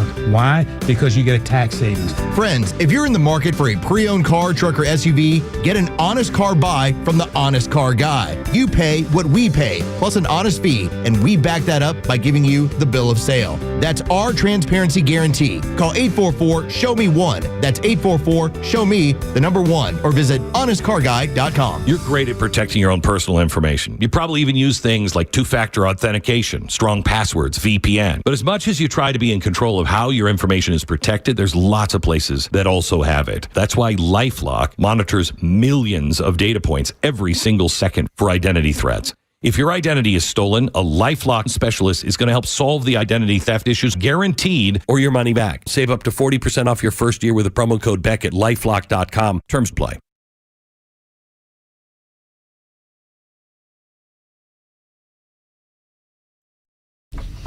Oh, man. Giddy up, go, little darling. Here to cut the K-hat. It's hard to be a woman. Don't you be messing with my Tammy Wynette now, mister. Ba-dum-da-dum. Tammy Wynette and George Jones, what a love story that was. Holy cow. If he hadn't been such a drinker. And they say he had the pure country voice, George Jones. Anyway, Tammy Wynette did a pretty good job, too. I used to love her song. I'll tell you, one of the saddest songs I ever heard in my life was Divorce. Daddy and the, oh, God. It's like Giddy Up Go by Red Sovine. Giddy up go, Daddy. Not Giddy quite. Up go. Oh, Lord. Oh, Daddy, don't you walk so fast? Yeah, Wayne Newton, I don't think so. God. I mean, jeez. Anyway, 1968, Tammy Wynette recorded Stand By Your Man after an idea that came from the producer Billy Sherrill. Tammy Wynette and Billy Sherrill completed the song in 15 minutes. It proved to be the most successful record of Tammy Wynette's career and is one of the most covered songs in the history of country music. It's been in various films, including 5 Easy Pieces, The Blues Brothers, The Crying Game, Sleepless in Seattle, 4 Weddings and a Funeral, The Golden Eye. Try and find The Crying Game now, because now it's insensitive to transgenders. Oh, is that the one where it turns out the guy's a guy at the end when he's... Yeah. Yeah. Try finding that movie now. It was, I forgot. I forgot how I saw it. That's not the movie I would go to. I can't remember. No, it's HBO. I'm sure it was something like that. I bet it was Married, and at the time, what year was this? Had to be while I was married. A long time ago. Anyway, and I forgot what the ending was. Did he beat the kid when they found out he was making out with a boy instead, or whatever? I forgot what the ending was. I don't remember. Anyway, Anyway, I'm sorry, Flounder. Were you trying to get me? Or was that me? I've got a loose cord here, and sometimes it cuts out and it sounds like you're trying to... What about the microphone? Oh, the microphone, too. I got a loose thing here. Wouldn't make difference. Anyway, let's see. Did I do a birth? I don't think... What's the matter? We got John on the horn. John. I think he was a part of the shoe discussion. Oh, all right. Shoes? Hey, John. How's it going, man? Hey, this is live radio, man. What's going on? What's up? Hey, buddy. Back on that foot measuring thing, right? Yeah. Talking about. Yeah. I saw this on the History Channel. One of them, the great whatever's that makes America and all that. Yeah. They said that the guy who invented the X-ray, the first commercial application of that was in shoe stores, where they would X-ray the customer's feet and let them see how the shoes fit properly. Yeah. It's amazing. Have you ever heard that? Yeah, absolutely. We were talking about it, and again, that's before anybody knew the danger of all the X-rays. Yeah, what's that? Benny's Shoes. I'm sorry. You're looking for a big shoe store. Yeah. You remember Benny's Shoes? Benny's. I remember that. Oh, God. My dad would take me there. In fact, for a very short period of time, they were downtown in... there was one on Piedmont, by where the Home Depot is now, and there was one downtown. One out there on 85 at Indian Trail. Well, many years ago, I actually represented Benny's Shoes, and they donated some shoes to a golf tournament I was doing, 30 years ago or something. And I remember Benny's Shoes known for having, purple shoes and shoes for black guys. All the NBA players, when they came to Atlanta, they would all go to Benny's Shoes and get shoes before they hit the road for the next game. It was, and they were in there all the time. Yeah. It was very, very famous. Is that still? I wonder. He introduced me to Rockport shoes. And Oh, sure. Yeah, they're out now. You can't find them anywhere. Anyway. Oh, they can't find. Yeah. Hey, well, listen. Thanks, man. I appreciate it. That's interesting stuff. Yeah. Thank you very much. Was that a fluoroscope they're talking about? Not an X-ray. Was it a fluoroscope? I don't know. I don't know what maybe it was. But I remember those. I remember that being a true thing. It's like radio stations first were advertised in department stores, commercials on radio, so people could find what department the store. Right, Montgomery Ward. Yeah. Kimber Pete and Flounder, 454 already. How you doing? Kimber Pete and me. I think I said that. Oh, by the way, the mother of the tranny coward murderer is refusing to talk to police. Really? Couldn't tell her boy that he's not a girl, but she can't talk to police. Although I'm sure. I'm sorry. You got to talk to the police. I don't care. She needs to bring her lawyer with her and talk to the police. Yeah. Yeah. Now, obviously, if they're, I would assume. Well, I assume. Well, I don't know anything. I mean, what the hell would you do if all of a sudden this happened to your kid? That's your whatever's happened with 3-year-old son. Okay, but it's not as bad as the ones who are their kids are dead. I know. I'm not. You can't compare. Killed. Yeah, you can't compare. All I'm saying is, if that were my kid, 23-year-old grown man son. Yeah. Obviously, I'm going to call a lawyer, or cops are going to call me, and I would definitely cooperate. But I would also probably have a lawyer there, because if they're coming after me to say we're going to charge you with accessory before the fact for manslaughter, I'm saying okay. Maybe I won't talk after all. I mean, I can see where obviously. But was it her guns? Yeah. Well, that's the other thing. They're going to ask her how he got the guns. Did you know? Have you done this before? Did you take him to the shooting range? I mean, here we go again. Where's the dad? Every time this happens, they go to the family. What did you do? Remember the fact the father they took him on shooting lessons and stuff, and they happened here. The Georgia case in here, they arrested the father for murder. The kid who shot up there like a couple of years ago or last year was still in the news again. I mean, so I understand that. I think it's a shame, but we got to get to the bottom of it, and if they deserve to be charged for their. If they had the guns laying around and he was able to just walk out with them and they weren't his, they were theirs. I know. I mean, we don't know. I don't know anything steal about them. Stuff. Yeah, yeah. And did they teach him this hate? Did they encourage him to change his? Oh yeah, she went down and tried to get his sex changed. When he was 17. Yeah. At least let him change his name to a girl. So. Well, anyway, one more shoe. We got Ed on the horn. He has a shoe discussion. Shoe talk. Shoe talk. Well, you shoot you right in there, Ed. What's going on, man? Shoot. Okay, we're going to talk shoes. Okay. When I was growing up, we used to go to, my mother used to take me to, as a real little kid, to Symbols shoe store. Okay. And I would use that little ruler that, you put your foot on it to get the approximate size and all that. Yeah. And then you walk over to the X-ray machine, and you stand there, and they took a picture of your shoes, your feet, your shoes, to make had enough clearance in there. Yeah, I'll be so that was a real that was in North Jersey, about 10 miles west of New York City. Timbal Shoe Store. And what year? That was in the 40s and 50s. Well, I was born in 45. Yeah. So I was going there probably when I was like 2 or 3, and then after a while you grow up and you don't go to. It was a kid shoe store for little girls and little boys. I'll be darned. But it was cool. Yeah. It's a true story. Yeah, no, I remember those. Hell, I was born in 1946. I remember those days. And I also, I also remember the joy of getting a new pair of shoes. When my parents would take us to the shoe store, we couldn't wait to go to the shoe store and get new shoes. I don't know what it was. Yeah. Oh, yeah. You were to catch me out with them new shoes. I love it. Talking about shoes, have you ever heard of Flag Flyers? Yeah. What flyers? Be careful. The flyers? Flag flyers. I don't know. PF flyers, Yeah. I know. Yeah. No. These had a tongue, an external tongue. Snap shoes. I used to have a mousetraps. They called them mousetrap shoes. Yeah, with a lever on the outside that snap when you open up, put your foot in, snap it back again.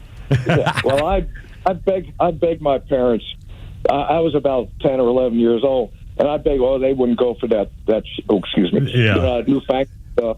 Yeah. So lo and behold, I was 11 years old. Got hit by a car, and it was pretty serious. Whoa. So I guess So they ran out and bought me a brown pair and a black pair while I was in the hospital. Bring me show me the shoes to cheer me up. I'll never forget it. I'll be darned. So you got hit by a car and they gave you new shoes to make you feel better. What a freaking story. I love it. Outstanding. My God, it's almost 5 o'clock. How did that happen? Almost. Well, the time we owe him a Flounders Funny. It's my talk for talking over everything here. So, and by the way, Shannon Burke. We'll do it after Shannon Burke. We got Shannon Burke right at the top at 5 o'clock, and then we have a couple of Flounders Funnies to get in before. So no, we have sports, and then we'll do Flounders. Just kidding. Well, no. I mean, obviously, no. We go right from Shannon Burke into sports. Will be all right. And then we'll do everything. We'll talk me down. We'll get it all in. Of all the things we talk about, shoes is what lights the fire. We did a show once for 3 hours on throwing up at work. I did a 3-hour show on pickles. I was with you. I remember that. I had more fun doing mine on vomiting on your friends at work. I remember poor Delicate Rob started. He was leaving the building. He threw up on the card detector machine. And I said, who the hell is supposed to clean that up? We're supposed to get in the door by using that thing? Willie and Smitty. Smitty had to clean. Smitty did it. Yeah, the poor bastard. Anyway, that was like 30 years ago. Kimmer, Pete, and Flounders, 5 o'clock. Holy crap, it's sports, Shannon Burke, and we got it all. Stand by.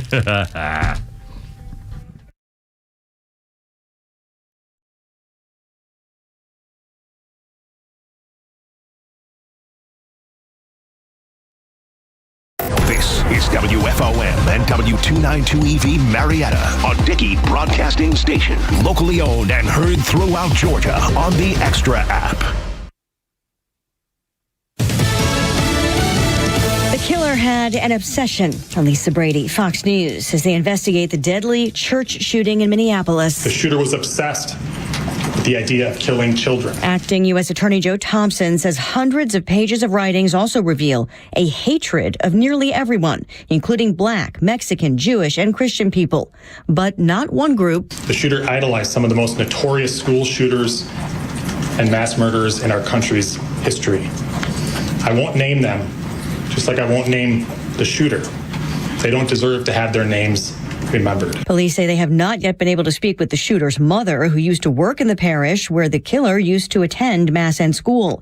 2 young students were killed, 15 other children and 3 adults injured in the attack. Minnesota's governor today sending state resources to boost public safety around schools and places of worship, and saying it's also to let the people of Minneapolis know they're not alone.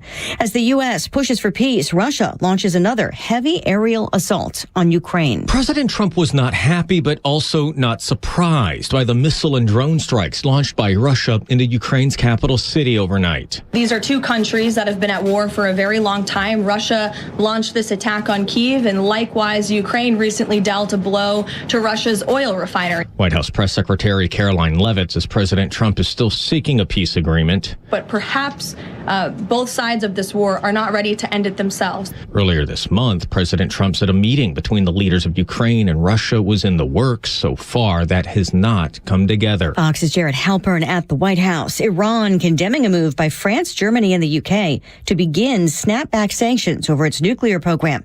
Iran's foreign minister calling that unjustified and illegal. Secretary of State Marco Rubio says the U.S. welcomes the move, but remains available for diplomatic engagement. America is listening to Fox News. Let's see, if something costs less, a lot less, but people are actually happier with it, that sounds like something to look into, and that's MetaShare.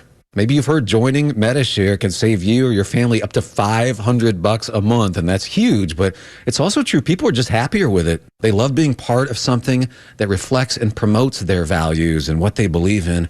MetaShare works, too. It's been around for 30 years now, and members have shared more than $7 billion of each other's bills. People love having telehealth and a huge nationwide PPO network, so yeah, really, you can save a ton and like it better. Imagine being happy with how you're taking care of your health care, whether you're self-employed or part of the gig economy, or you just want a plan that you're happy with.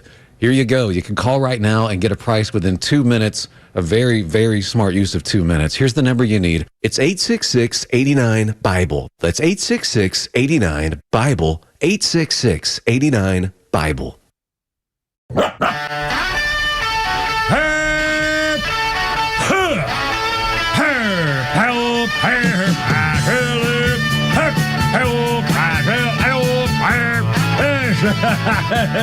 It's a Schumann Onion Man right here. Top hair, help, limb, shoulder, right or black. Let's get it together, ladies. Hair, help, hair, hot failure. Road guards out. Hair, help, hair. What a weird freaking day today. Kimmer, Pete, and Flounder. How you doing? 503. Ups and daisy. Oh, we got double feedback, man. Hold on, we'll figure it out. Echo. Oh. I love you. Okay, wait. Oh, my God. This is going to... There we go. Are we okay now? Maybe. We're hoping to link up with Shannon Burke. I hope this doesn't mean we got to... There we go. Hey, Shannon. What's going on, fellas? No, we're just hanging loose and being goofy all day, talking about freaking how you measure shoe sizes. My God, man. I heard that. Some guy about an X-ray machine at the shoe store? Well, I started it with a guy who invented the damn shoe measuring, foot measuring thing. That little metal thing you put your foot in. Now, people aren't old enough to remember. You probably haven't seen one of those in 15 years. Yeah, that's a certain point in my life. I just know what size shoe I wear. Well, yeah, and plus, but again, I don't even know if they even have them anymore. It was on this day in history. There's got to be some people that are unsure about their shoe size. I mean, I haven't been at a shoe store in forever, but well, when you're bringing your kids in every day for every year for school and stuff like that, and I think they probably already know that now too. Anyway, I don't know. Anyway, how y'all doing? What's going on, man? Well, the same old. But I'm a little concerned about nobody's talking about the interstellar object that's emitting mysterious metal, and the Pentagon's baffled at 8,000 orbs flying around. We mentioned that about 3 or 4 or 5 days, maybe a couple of weeks ago too, and the guy said, carbon dioxide from the front. Yeah. The thing is as big as an apartment complex or something, and and now why don't we send somebody up there to check it out? Why don't we send a drone or a space thing? We must have some kind of space vehicle exploration satellite or something with a video camera. Like an unmanned, some kind of unmanned rocket, satellite, something. We put must Bruce have Willis something. on it and have him go. Seriously. Well, not anymore. We can't send Bruce Willis any longer. He says he lost his marbles. So. Yeah, and poor thing. In fact, his wife just put him and said he's really gone. He's lost it. Doesn't know what's going on. That's terrible. Yeah, you think too many blows to the head in making movies? No, who knows? I think it's I think people get it. Probably. Who knows? Maybe. I don't know. Couldn't have hurt. I mean, couldn't have helped. How do you explain me? I don't know your concussion history. Anyway. Have you been shocked at all by the media's response to the Minneapolis shooting? It's so freaking disappointing, Shannon, that we know this. The Jen Psaki and all the rest. Their goals are so simple. First of all, they blame conservatives for having too many guns, and then they blame the guns themselves, and then they try to say, well, it's not fair to make anything out of this. It's another tranny who butchered somebody in a church, as though that's so unusual, but you're not. It isn't fair to therefore be bigoted against trannies because of something like this, as though now therefore you're an evil person if you react to something. I mean, the game plan never changes, and they're never. I haven't heard one single who's the leader of the Democrat Party, leaders of Democrats, complaining about the guy. No, you can't. Now what? Complaining about his parents, about his family, about the kids who knew that he was a devil worshiper, that he loved Hitler, all the things. I mean, my God, all these things they've known since he was in 7th grade. The people who knew him in 7th grade, one girl we just quoted today said, he was a freak. We talked about Hitler and everything. We knew he was off, man. He was going crazy. Who didn't know this stuff? And his mother refuses to talk to the cops, which is understandable given what happened. They're going to try to, get the family involved in this. She's got to give him something. Yeah, she has to go take a lawyer if she needs to and go to talk to the cops. My God! But again, if they're going to say, well, we think you're responsible for manslaughter in the first degree, what do they call it? In advance knowledge, whatever. I don't know. Well, but it's a Democrat. She's the one she's the one that agreed as a parent to change his name at 17 years old. 17 years old. Yeah. So obviously some responsibility. And the doctor, he never saw a doctor. He never saw anybody of any professional capacity, a school counselor, a teacher, somebody who would be responsible to say something's wrong here. again, this can't have been something that happened, all of a sudden in 2 days. This has been going on for a very long time. We know more about that dude by the end of the day yesterday than we know about the Thomas Crooks. It's been a year. Yeah, I know. I mean, come on. Yeah, here we are. Except his parents didn't have any silverware, apparently. Yeah. Well, maybe they're like Mom Donnie. They eat with their hands. Yeah, it's possible. Nothing surprising. He's going to win New York. He's going to be the mayor of New York, I think, too, isn't he? Von Dam. Oh, absolutely. Jesus, God. Yeah, absolutely. Wants to get rid of misdemeanors altogether. Idiots. Oh, man. Look, if he wins, look, let it happen. It's New York City. He wins, and the midterms are a cakewalk for the GOP. You would think. And what's going to happen to the economy in New York? All those buildings that are getting $1 million a month because of people are renting them out to all the people and the stuff. And if that all folds, I mean, the result could be enormous consequences. Right. We'll see. It's going to be great, man. What are the odds that the CDC director Susan Morenz is? She hasn't left yet. Pack up her stuff and put it in a box. What the hell? Get a freaking guard in there. They did that to me when last time somebody fired me. Yeah, let's get your stuff together. I say, yeah, who and what division of the United States Marine Corps is going to go and join you? This lady and the governor at the Fed, both of them, you're fired. No, I'm not. No, I'm staying. Yeah, the nerve of these people. I can work for the government for as long as I want. Yeah. Isn't this the point that we make over and over and over government jobs, and how many are wasted all this time? Yeah. And the nerve of this woman to say, I work for the government and I'm not leaving. Yeah, I'm not going. Try that. Let's try that next time we're fired from a radio station. See you guys tomorrow. I'm not going anywhere. I'm still on the air. I'm not going to go. Wasn't George Costanza did that? He just kept showing up. How you doing? I think that was the same company that stole his nickname. He wanted to be T-Bone. Yeah. Oh, mercy. It's crazy. You guys have any rainbow crosswalks up there? I know there's some in maybe a little we used Midtown. To. Yeah, Midtown. I think we might still have Famous. one. Yeah. In fact, those kids got in trouble for doing donuts. Two things. The kids got in trouble doing donuts, and the other, wasn't there a shooting there? I think somebody got shot there. Good Lord. A woman, I think. Good bet. I think there was. Anyway. There was a woman there? Yeah. That's why they shot her. Are you getting rid of them down there in Florida? I assume they're all being covered up now down in Florida? Yeah, the first one was outside, what's the name? The Pulse Memorial there. But the Department of Transportation has said, here's the standards for the U.S. DOT. They don't include colors from a rainbow. It's black or white or whatever. Yeah. And they did it in the middle of the night because mainly it's on a busy street and they didn't want to block traffic. But the claim is they came in the middle of the night and tried to erase it. And now they're, we got old people laying in the street, and there's apparently 14 or 15 rainbow crosswalks around the Central Florida area. And these old retirees got nothing to do all day but lay in the street and sing songs. Old white people, we shall give me a break. It's not 1963 for civil rights. Yeah, I mean, and by the way, who the hell thinks they can just paint something on a public freaking street? I can no longer take a spray gun and just put signs on a road somewhere and think it's okay. I mean, what the hell? Down here, they've been taking colored chalk and getting into the busy street and making it on that chalk. And of course, Central Florida, we get rain every day, and it goes away. It won't last long. My God. They just want to bend over, is what they want to do. Oh man!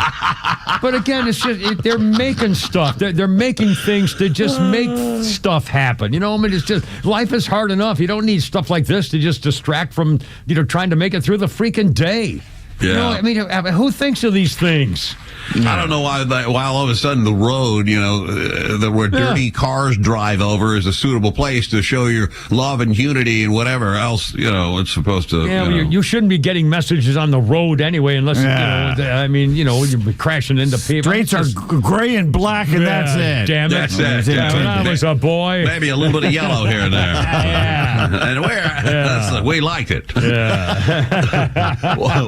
How do you think? Do you think Cracker Barrel will have long-term damage because of their rebrand? I do. In fact, I'm wondering. Now they say they went back to the old logo, but until they changed the pegboard and things like that, to go back to the old phrases, making fun of the old country phrases and stuff, Right. and they really haven't changed anything except the logo. And I think people who used to go to the Cracker Barrel all the time are going to hold a grudge. Yeah, like Bud Light. Now I've been to the Cracker Barrel probably twice in 15 years on an interstate trip or something. I'd look for them and things like that. But so I know I don't give a damn one way or the other. I do like biscuits and gravy, but the last time I went, they had crappy ones that But again, I think the people who used to go every Sunday afternoon as a family are going to take. I think they're going to take offense. I think they're going to be hard to keep those people coming back. I don't know.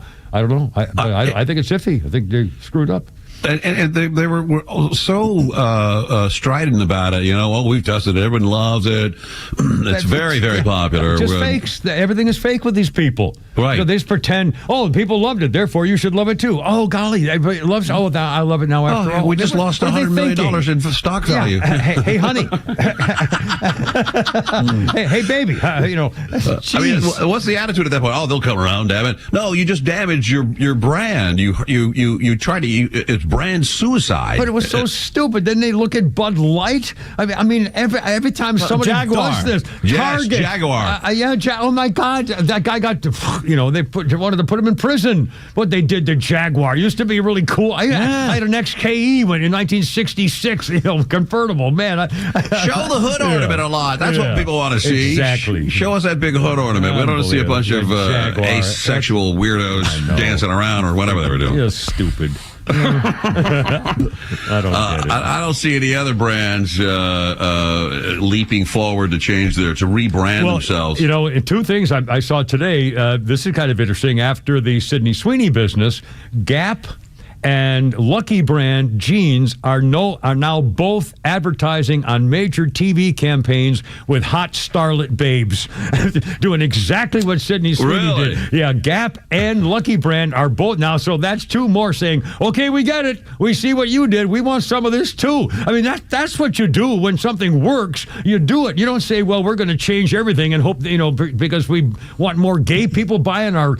I mean, it's just stupid. Do the things that work. And Sydney Sweeney worked, and so Gap and Lucky Brand said, "Oh, idiots! Of course they're doing the same thing, and it looks great. Hot babes wearing their clothes." Yeah. My God. Let's go back. Let's get back to the basics, man. Look, chicks in bikinis sell anything: beer, cheeseburgers, you name it. Remember Carl's Jr.'s and Hardee's? The chick had the hamburger in her mouth, and Oh, I couldn't wait to get a Carl's Jr. Cindy Crawford.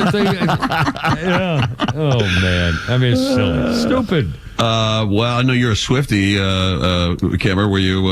How'd you take the news? I will admit to you that no, she's not my type of woman. I know. I'm honestly, the first time I saw her, I mentioned to my daughter, I was in love with that "Teardrops on My Guitar" song, and she was on the cover of an album or something. And I would mention to my daughter Jennifer, I say, "Man, she is so hot," and she said, "Dad, she's 15" or something like that. So so I thought she was a cute girl. She's not my type, so I don't have any. She's we've always said she kind of looks like a boy, really. If yes.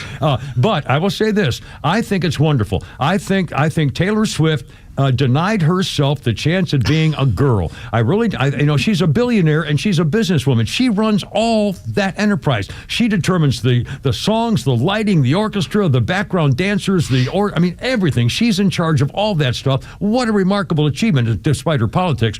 But she didn't give her chance to be a real girl. And I think she loved the fact that some big, strong, muscle-bound football player, is treating her like his girlfriend. And I think she likes being involved with a guy who treats her like a girl, and she can feel like she's with a real man. I think it's wonderful. I think it's great, and I think it's real, and I hope to God that they last forever. I think it's terrific. She's such a trendsetter that if this could spur a lot of people are just eschewing marriage right now. This could turn all that around, and she gets knocked up and has a baby. We could reverse our birth rate problem. Well, they're both 35 years old, and I'll say this: my daughter Sarah and my granddaughter Molly are both Swifties, and when Taylor Swift went to Colorado to do a concert, my daughter and my granddaughter got tickets, and they were like $3,000, and that's how much. And they dressed up like Taylor Swift. They had identical Taylor Swift costumes on and went to that concert. And that's my daughter, the master's degree educator type person, and my little Molly. I mean, it's wonderful. I'm happy for them, and I think it's terrific.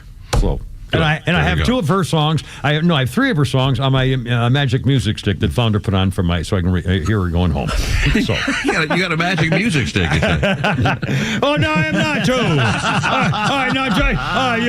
Okay, I may have a little, girly feelings once in a while. I like that. So I like Teardrops on My Guitar, and I like the other country, the singer song. You just stay on your side of the dais.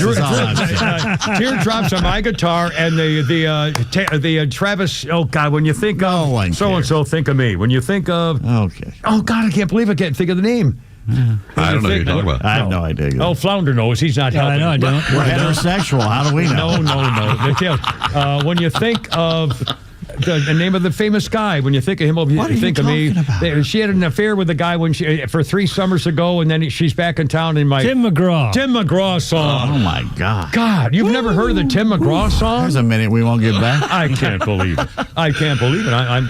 You've missed out. The Tim McGraw song and Teardrops on My Guitar are sweet, wonderful songs. I'll look them up. I'll take your word for it. I think you'll just take his word. Just take his word for it, Shannon. You don't need to look it up. Lie to him. Walking. Yeah, you don't have to do it. Yeah, you can all eat me. How about that? Boys, it's always good to hear your voices up there. Hold down the fort, Pete, Flounder, Kevin. We'll see you guys. My friend, you have a good one. All right. Shannon Burke, Bad Country, Florida, here with the Kipper, Pete, and the Flounder on 106.3 and everything. Oh, by the way, coming up, we got a special here. On this day in 1565, Spanish settlers arrive in St. Augustine, Florida, the first settlement by Europeans in America. And now, sponsored by RBM of Atlanta. Holy crap, it's sports and Pete Davis. Okay, brace yourself. Cowboys are trading 3-time All-Pro linebacker Micah Parsons. What, two? Where do you think? Us, please, us. Green Bay. Oh, God. You freaking...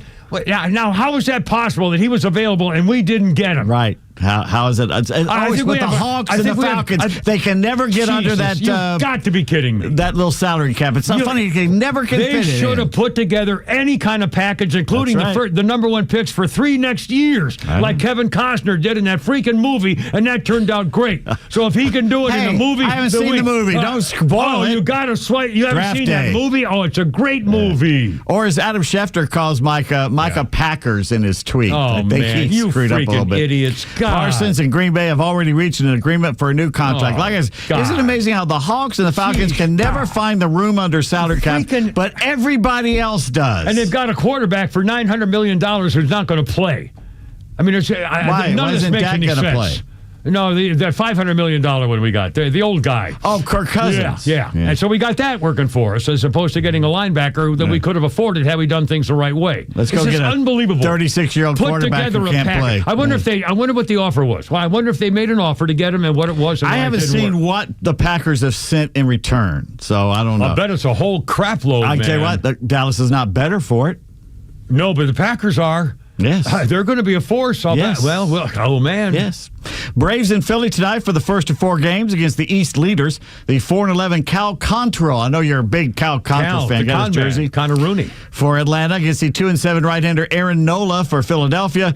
The Phillies 4 games ahead of the Mets, 15 ahead of the Braves. Atlanta 11 games out of the final National League wild card spot. The Phils coming off being swept in 3 games by the Mets. I saw that, yeah. Mm-hmm.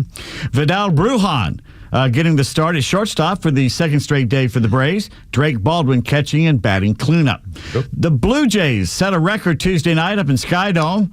I don't care what they call it now. It's always Sky Dome to me. Yeah. But not on the field. 42,235 fans in Toronto ingested 92,221 what? Beers. No. Hot dogs. Hot dogs. No kidding. They had a running tally on the big screen. That was comfort eating since they lost to the Twins, but 92,000 hot dogs. Were they trying to set a thing by keeping track of it? Here, every time you buy a hot dog, oh, well, that's pretty cool. Yeah. Of course, it made them, $1 million probably.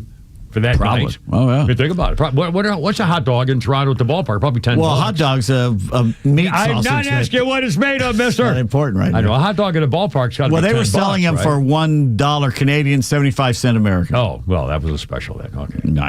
Freddie Freeman did not play in the Dodgers home game against the Reds last night, but he did get on camera. Yeah. Unfortunately. Uh-oh. The telecast caught Freddie picking his nose. Plucking a nose hair. Oh, no. Complete with the painful facial expressions that we all make when you pull that baby out. Oh, no. The Dodgers did not win by a hair. Oh. They won by 4 runs. Well, just don't be nosy about it. Won okay? by a nose. Oh, God. The unlucky saga of Braylon Trice continues up in Flowery Branch. If they didn't have bad luck, they'd have no luck at all, the Falcons. They have placed the edge rusher on injured reserve. Trice has now twice aggravated the knee that kept him off the field the entire rookie season last year. Wow. Falcons do not know the severity. At least they didn't when I first looked at this a couple hours ago. He's on the team's initial roster on Tuesday, so now he's on injured reserve, so he could come back this season. Players who go on the reserve during the season must miss a minimum of 4 games. The Falcons have signed veteran safety Jordan Fuller to their active roster. And by golly, I know you're going to be watching this weekend. Yes. 1 o'clock on Fox 5, I guess. Texas and Ohio State? No, the Falcons in Tampa Bay. No, I'm sorry. I'm not. No, you're right. Not this Saturday. You're right. Yeah. It's the 7th. September 7th is Tampa Bay here in town. This Saturday. Who are you talking about? The big game, Texas and Ohio State. Oh, yeah. Yeah, it doesn't seem a little early, even though the weather's been cool enough. No, it's about the same time. It just feels early this year for some reason. Yeah. No, I meant, why would they put Ohio State and Texas so early in the first game? Last year, Georgia Clemson was pretty early too. Yeah, I'm kind of, you'd think you'd have 4 or 5 games get people revved up and then build it up for it. But get people revved up. We'll see. Expect to see all 4 of the Falcons' defensive draft picks play in Week 1. Safety Xavier Watts and nickel Billy Bowman Jr. named starters for the opener against the Bucs. Watts was the Falcons' 3rd-round pick in the NFL draft a few months ago, and the Falcons will be wearing black for the Tampa Bay game. What color helmets, I wonder? It's red or black? They just said black. I don't know if it's all black or what's going on there, because that was the Jerry Glanville days, man, when they had the all black. That's right, Hoss. That's right. Who did he leave tickets for? Oh, Elvis. Every game. Mm-hmm. And then he would play Back in Black by AC/DC loud in the locker room we couldn't talk to anybody. Right, as Harley in here or whatever it was. The NFL will continue the vapid habit of putting woke slogans on the back of their end zones. Good Lord. One slogan you won't see, though, is Back the Blue. Yeah, well, it's for police. Can't show support for police. No. Falcon, not with all the thugs the NFL employs. They might get triggered. Good Lord. Start crying. A bunch of scumbags. How many college football games do you think there are tonight? And remember, it's Thursday. Well, 2. Higher. 4. Higher. 19. Higher. Oh, no, don't even say that. I was kidding. No, it's higher. 64. 25 college football Thursday games. night. Remember when it was always just the on MAC? TV? It was like Ohio playing Toledo on Thursday night. That was all it would be. Yeah. The big ones: Boise State at South Florida. That's down in Tampa. Ohio at Rutgers. Who you got? I got to go Rutgers. Yeah, got a guy there. Jacksonville State at Central Florida. East Carolina at NC State. Wyoming at Akron. Elon at Duke. Central Arkansas visits Missouri. SEC. Well, it could be a game. All right. UT. You think Central Arkansas is going to give them a game? Missouri might give them a game. UT Martin at Oklahoma State. West Georgia at Samford. You got Buffalo at Minnesota, so you got a Big Ten there. Nebraska plays Cincinnati in Kansas City for some reason. Oh, wow. Miami of Ohio at Wisconsin. That's 3 Big Tens right there. And Stony Brook at San Diego State, where I matriculated for like 1 class. I'll be damned. Colorado head coach Deion Sanders has a cunning plan. All right, sir. Deion says pay the players for making the playoffs and then pay them more when their teams win. I don't like the pay for play college get used sports. to it. I know. Lucky it's here. I know. If they do that, then according to Deion, now it's equality, now it's even, and every player is making the same amount of money. Well, unless you don't make the playoffs. I don't know. I don't like any of it. I don't like it. Harvard and Yale will play the game at Fenway Park next season. Oh, my. The second time the rivalry has moved to the historic home of the Red Sox. Yeah. There's barely any room for it. Yeah, really it's too small. The November 21st, 2026 game will be the 142nd meeting between the Ivy League schools. Wow. Is that the longest rivalry? No, I think there's one involving... Well, now I've lost my train of thought. Well, it's the third most played rivalry in college football. It's Harvard-Yale. Who leads the series? I used to know this because I have friends who went to Harvard, and I've been to the Harvard-Yale game one time, and I don't remember. I think Harvard does. Bula Bula. Yale. Yale leads the series 61-8, including the last 3 years. And I think I was watching last year, and it was like a miracle finish there at the end. It was quite. It's always a fun game. It's a great. And by the way, the Harvard band, I saw them play Holy Cross, and when the Harvard marching band came out at halftime, they spelled Holy Cross upside down. Going to hell for that. And they had like the cross upside down. Oh, they're going to hell. And by the way, no, I'm sorry. The other thing was, the funny thing about it was, when they brought the band on the field and the drum major gets ready to start, they all just start running around. Yeah. They run around and everybody's just going crazy and then end up in perfect position. It's amazing. How they do that, I don't know. Let's see. Harvard won the 2018 game at Fenway, the first time the game was played off campus since 1894. Wow. When a meeting became so violent, the Harvard faculty voted to disband the entire football program. Holy smokes. Fenway has hosted football since opening in 1912, was the home of what team from 1963 to 68? Fenway Park? Yeah. They play now in Foxborough.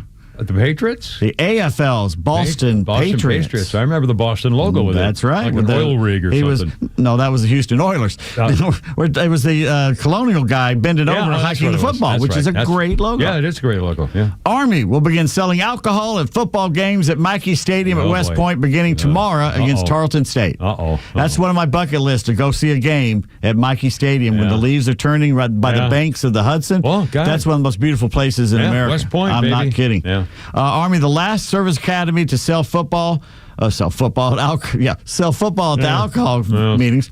Air Force began in 2017, Navy in 2021. And the U.S. Open had a beef between two women players, and since one is white and one is black, the word racism being bandied about. Taylor Townsend and Jelena Ostapenko got into a face-to-face argument on court 11 sideline after Townsend won their second-round match yesterday. Townsend, an American, and ranked number 1 in doubles. Ostapenko, a Latvian, won the 2017 French Open. The Baltic States Caucasian told the black American that she has no class and no education. A reporter asked Townsend whether she thought those were racist to say that.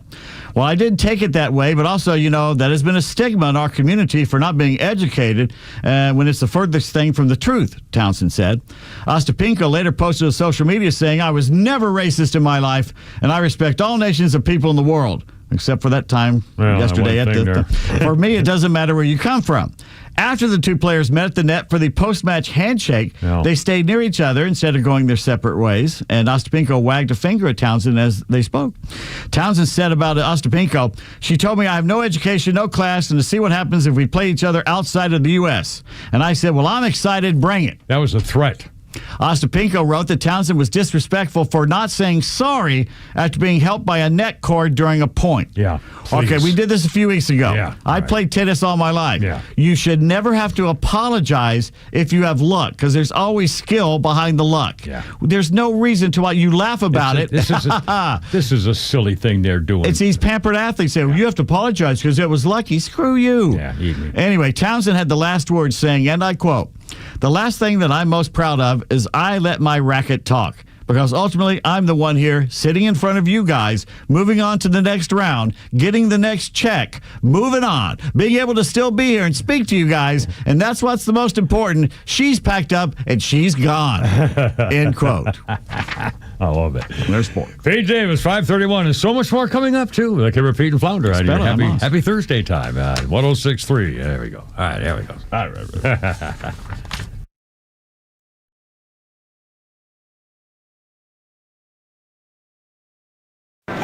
Good morning, Mike. What you eating? You gotta try this. I can hear you crunching from the next cube over. This is amazing. I just discovered it this weekend at Lidl. It's Greek Goddess Gourmet Granola. They were sampling it, so I tried it. Then I bought 6 bags. Wow. Is it cereal? Can be, or an amazing trail mix. It's great for a meal or a snack. What's in it? Well, they have 2 flavors, maple oat and harvest nut, which is my favorite. It's made with whole grain oats, almonds, pecans, raisins, coconut, and the sweet taste of pure maple syrup. Maple oat is a simpler take on their delicious granola. It's got wholesome oats, plump raisins, coconut, and maple syrup. That sounds healthy and delicious. That's why I can't stop crunching, Susan. Greek Goddess Gourmet Granola. It's a breakfast or on-the-go snack you can feel good about. It's dairy-free and gluten-free, and with only 2 grams of added sugar per serving, even your belly will love it. Pick some up at Lidl, Amazon, GreekGoddessGourmet.com, or at specialty stores near you. Storms, heat, humidity, your home takes a beating down south. Southern Exteriors was built for this. Now they're offering 10% off any job or 12 months, 0% financing. Hey, it's Tug. I know the team at Southern Exteriors personally. They do things the right way. Roofing, siding, windows, gutters, anything to the exterior of your home, they do it all. Call Southern Exteriors today or visit them on the web. It's 877-9-SOUTHERN and southernexteriors.co. Hey, this is Matt from East Cobb. We basically bought our house from our in-laws. It was my wife's childhood home. One of the issues that we've had when we first moved in was our dog in our backyard. It was extremely shaded, could never grow grass back there. We resodded it twice. So ATL Turf Co. did an amazing job with our backyard transformation. They basically created a miniature golf hole. We have a miniature fairway. We also have a miniature little putting green. Consists of about 4 holes, total about 40 yards, so you can definitely work on your short game and your putting. After that transformation that ATL Turf Co. did for us, my father-in-law came and saw his house the way it looked after the fact of we had a putting green and a miniature golf course. Sure enough, he did the same thing with ATL Turf Co. He has a beautiful backyard, wonderful stonework, drainage, and a beautiful practice area for chipping and putting. Check him out online at atlturfco.com. Looking for the perfect car, truck, or SUV? Jim Ellis Buick GMC has you covered. With a huge selection of new and used vehicles, finding the right fit is easy. Whether it's a Buick Enclave or Envision, a GMC Acadia or Yukon, or the power of the Sierra and Canyon trucks, and the best part, you're never alone in the process. Their expert sales team helps match you with the right vehicle, while their finance specialists make buying simple and stress-free. With decades of experience, Jim Ellis Buick GMC understands the importance of offering an expansive inventory that fits every driving performance, style, and budget need. Plus, every new Buick and GMC comes with cutting-edge technology, premium comfort, and advanced safety features so you can drive with confidence. Already a Buick or GMC owner? Well, keep it running like new with their state-of-the-art service center staffed by factory-trained technicians who know your vehicle inside and out. Start your search at JimEllisBuickGMC.com or shop in person in Chamblee off Peachtree Boulevard, inside the perimeter, or in Beaufort off Highway 20 near 985. Jim Ellis, Buick GMC, we are professional grade. Still got that growing season going, and the Stovall and Company, Paul and the boys, been doing this for 75 years, 11 locations at New and up in Canton. And if you're a wholesale supply landscaping looking for somebody like that, that's Stovall and Company's number one. A family business that goes above and beyond because, you know, their name's on the company. So if you're looking for something, you need it right now, I'm telling you what, they'll get it. It's probably already on the way. These family businesses are great like that. And they have expert service for personalized service, on-site delivery, and, you know, sprinkler systems and irrigation things and all the plants and shrubs and trees and rocks and boulders that you can look for. And if you need something they don't have, they can tell you where to get it. You'll love these people. StovallInc.com. Advisory services offered through Master Plan Retirement Consultants, Inc., a registered investment advisory in the state of Georgia. Insurance, tax, and commodity services offered through Fricks & Associates, Inc., DBA Master Plan Retirement Consultants. The aforementioned are affiliated companies. Retirement means different things to different people. Some folks want to travel the world. Some folks want to spend more time with grandkids. For me, I'm looking forward to spending more time with my guitar. Whether extravagant and robust or simple and cozy, every retirement needs a plan. You wouldn't take a trip without directions. You have to know where you are before you know where you're going. Master Plan Retirement Consultants have helped many like you plan for their own retirement. Not only does Master Plan help you create the roadmap, they join you on the journey. So whether you want to travel the world, become a pickleball champ, or just looking for a good porch, a sturdy rocking chair, and an acoustic guitar, remember to plan well because the destination is worth it. Visit masterplanretire.com to schedule your complimentary consultation today. We're smart, we care. We're Central Heating and Air. Now, I know there are plenty of HVAC companies out there, but let me tell you why Central Heating and Air Conditioning stands out from the rest. These days, it's hard to tell who's on first. Everybody wants to play. Many of the local HVAC companies, though, have been sold to large conglomerates. And some are even coming back under new names. But at Central Heating and Air Conditioning, they never left the field. They've been your hometown team since 1947. And their dedication to our community has never wavered. They are the Grand Slam you can count on. Central's team of experts know the game inside and out, delivering dependable service and personalized solutions every time. So don't get caught off base. Choose the HVAC team that's always been in the game. Get Carrier products, Carrier warranty, and Carrier peace of mind. Turn to your Atlanta Carrier experts, Central Heating and Air Conditioning. Call them today, 770-GET-HEAT, or visit them online at centralheat.com. We're smart, we care. We're Central Heating and Air. There are nut jobs on the road. Who knows where they learn to drive? If one of them hits you, don't take care of it on your own. Call my friend David Van Sant, 855-GA-INJURY. Van Sant Law, one of Georgia's top-rated personal injury lawyers and car accident firms. Time is of the essence. Don't waste any. The longer you wait to get the right lawyer, the longer it takes to get the compensation you deserve. Call Van Sant Law today. The number is 855-GA-INJURY. VanSantLaw.com. Great song. Yeah. Listen to this driving in this morning. Really? Yeah,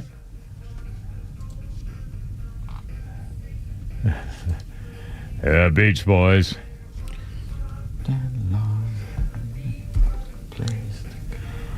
1965, the Beach Boys' California Girls was number 3 on the singles chart, peaking at number 26 in Britain.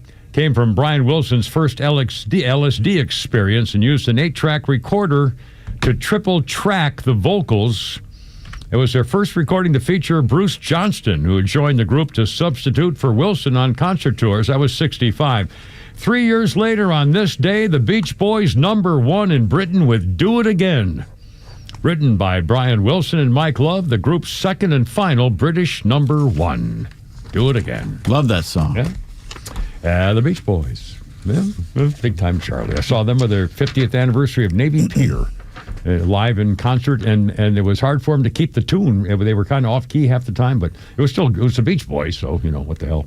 Our birthday list, a little sports thing here, Pete Davis. Scott Hamilton is 67, the old school Olympic gold medal winning figure skater and testicular hero of the day. Scott beat down NAD cancer. Scott Hamilton, 67 years old today. And a couple of sports things. For the record, the first horse to run a 2-minute mile was Star Pointer in 1897. He had a big, clumsy gaited, knee-knocking pacer, but under the trainer's care, he became the fastest horse of his time. His record stood until the 1900s. Cleveland Indians outfielder Tris Speaker, on this day in 1918, is suspended for the rest of the season because he beat up the umpire, Tom Connolly. Yeah, the other day you mentioned this. Considered the greatest center fielder until DiMaggio came along. Yeah, Tris Speaker, another Hall of Famer. And let's see, 1977, California Angels at the time, Nolan Ryan. On this day in 77, Nolan Ryan strikes out 300 batters. Well, not in this all in one day, but on this day he struck out batter number 300 for the 5th consecutive year. 300. How many pitchers strike out 200? No, one, well, two, there's anybody? a lot of strikeouts now. Yeah. Anyway, but I mean, holy cow. Strider's can do a lot, or was. Yeah, unbelievable. And let's see. Thinking. Well, that's fine. Let's do this. 5:41. Ladies and gentlemen, flounder, if you will, sir. Are we ready? Everybody? This is not my, this is your, sorry.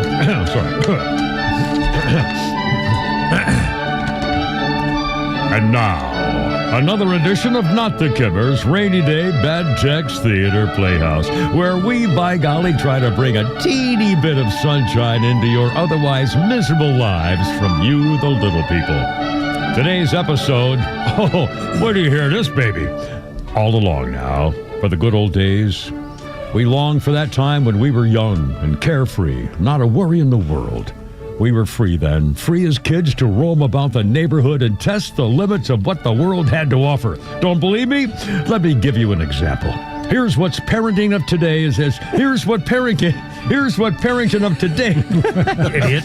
Here's what parenting of today is like compared to yesterday. My God. To show this, we've written a little play. The first act, a mother and son. The boy telling his mom that he has plans for the afternoon. Here is Act 1. You spend way too much time on that couch playing that stupid video game. Seriously, how many zombies can you kill until it's enough? You're as pale as a ghost. Okay, Ma, get off my back. I'm going outside to play. Yeesh. Good. Now put on your sunblock and check in every 30 minutes so I know you're safe.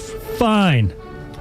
The boy opens the back door, then turns to his mom and says, And it's 1 million. 1 million zombies that I may have to kill. The boy then bolts out the door before his mother can retort. But now, here's how that scene unfolded back in our salad days, the halcyon days of our youth. Back when kids were free to be kids, back in the 50s, 60s, and 70s. I give you Act 2. Hey, Mom, we're going out to the dump. Someone said the hobos killed one of their own there, and we want to find the body. Okay, but do not bring a dead body back into this house, young man. And scene. So sad. The act today, and yes, dog. The dichotomy of the culture. Oh, God. The fan meter, the YouTube fans up to 12. It went to exploded to 12. Oh, mercy. Another example of, well, the kind of effort you don't get everywhere else from the only radio station in Atlanta that doesn't really suck. WFOM 106.3, the Farm of Atlanta, for the Kimmer, Pete, and Flounder on 106.3. I cannot wait for the reviews to come in on this one. Unfortunately, none has come in. They don't dare actually no news is good news. Say the words they're thinking in print. You know, it's weird, though. Yes. When I was listening to me doing that, pretending to be the mother, yes. I could hear my mother talking like that to me. Reminded me of when my mother used to tell me to go cut my own switch. You know? Oh, my God. Kimmer, Pete, and Flounder, 544. How's it going? 404-741-1230, 741-1230. The best one. Wait till your dad gets home. Yeah. We're like, cool, Dad just wants to take a nap when he gets home. He's tired. My mother was the one who would issue the whippings. I mean, my father was way more of control and under control. Oh, my goodness. Yeah, take it back. God almighty. The old days of an actual homemaker. Yeah. Back when that was, and still is, as far as I'm concerned, the most important job there ever was, I think. An old-fashioned homemaker, really. She had us so prepared. We knew everything we needed to know in kindergarten before we got to kindergarten. Yeah. 5:45 already. Kimmer, Pete, and Flounder. How's it going? 106.3. Good to have you aboard. Happy Thursday. Hope you're doing all right.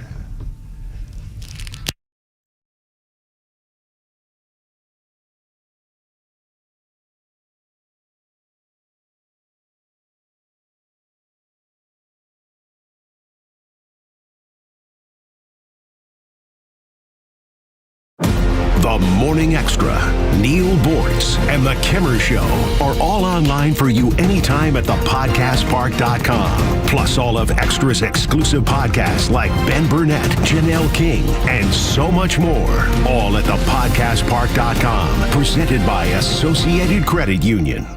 When you buy a Subaru from Subaru of Gwinnett, you're buying more than a vehicle. You're buying safety for your family and something that will last a long, long time. In other words, you're buying trust. For a limited time, you can celebrate amazing offers on the all-new Forester, Crosstrek, or Outback during the Subaru A Lot to Love event, now through September 2nd. And you'll love more than just your new Subaru. You'll love the dedicated staff at Subaru of Gwinnett.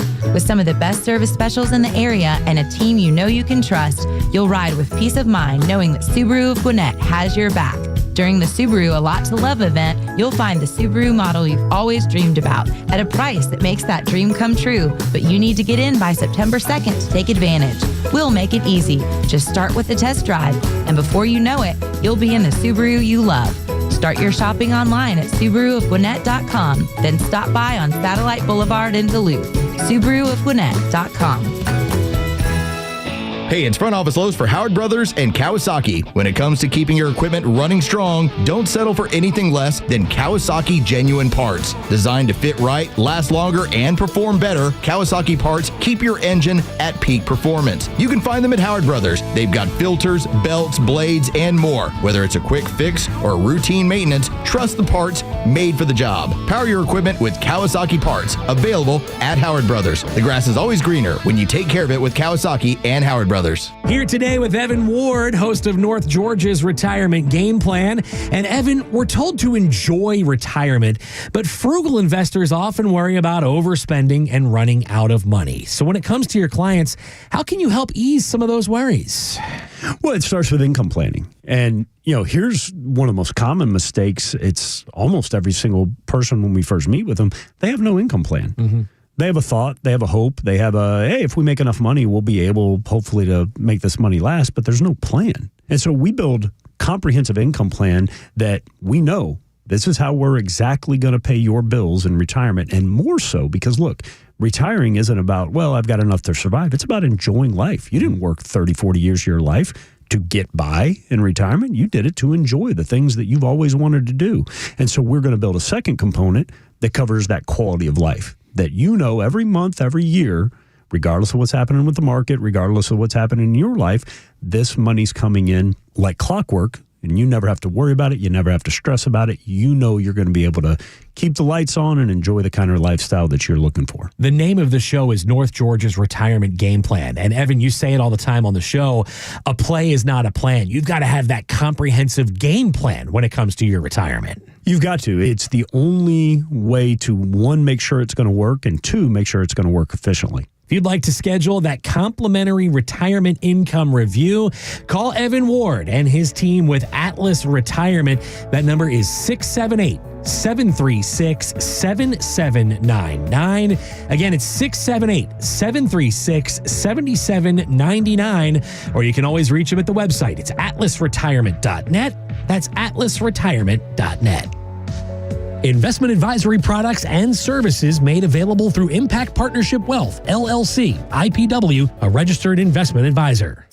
Millions of guys suffer from erectile dysfunction. That's 1 in 3 men. And I can tell you, I'm one of them. If you or someone you know suffers from ED, Peyronie's disease, or PE, here's 38-year emergency room doctor and founder of Total Body Therapy of Georgia, Dr. Eric Deal. Patients who enter my office are often frustrated, hopeless, depressed, and embarrassed. I understand the problem, and I'm going to help you fix it. We provide testosterone replacement therapy, the P shot, and treatment for ED, PE, and Peyronie's disease. There's not just one therapy that can solve these complex issues. When you visit our clinic, you're going to see me. I'll do a complete history and physical prior to any treatment that we use. Take it from me, Dr. Deal. When it's not hard, it's really hard. Call Dr. Deal for your free one-on-one evaluation and resolve your ED, Peyronie's, or PE issues. 404-777-1911. Total Body Therapy of Georgia. 404-777-1911. Online at tbtofga.com. Hi, I'm Chris Lalamia, owner of the Trusted Toolbox. Got a to-do list a mile long? No problem. We've got the ultimate solution, our Handyman for a Day program. Here's how it works. You get a skilled handyman dedicated to knocking out your honey-do list. Paint touch-ups, drywall repairs, door adjustments, and much more, all done in one day. Call us now before the rush for your Handyman for a Day, and call us at 770-623-3097 or visit us at thetrustedtoolbox.com. One call, one handyman, one day, the Trusted Toolbox.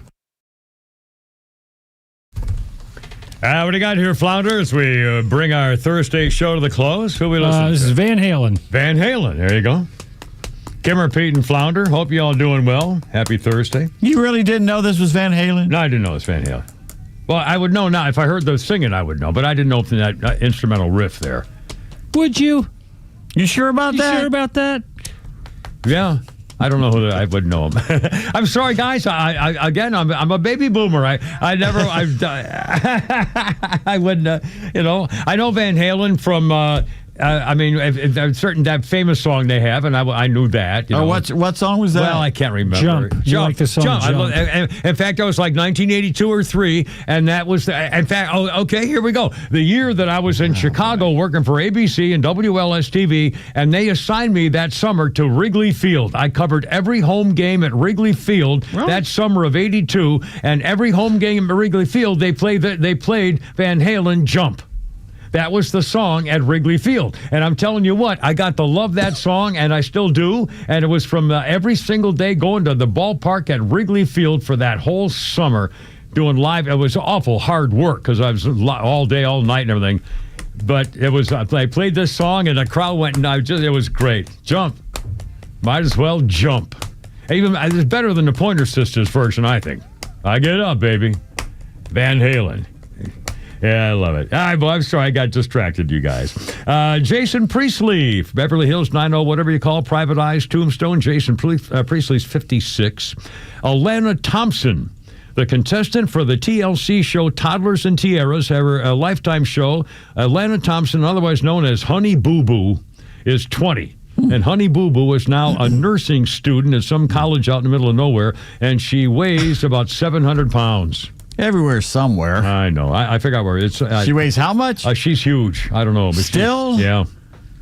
I saw. I popped. I looked her up to see what's going on. Yeah, and she's enormous.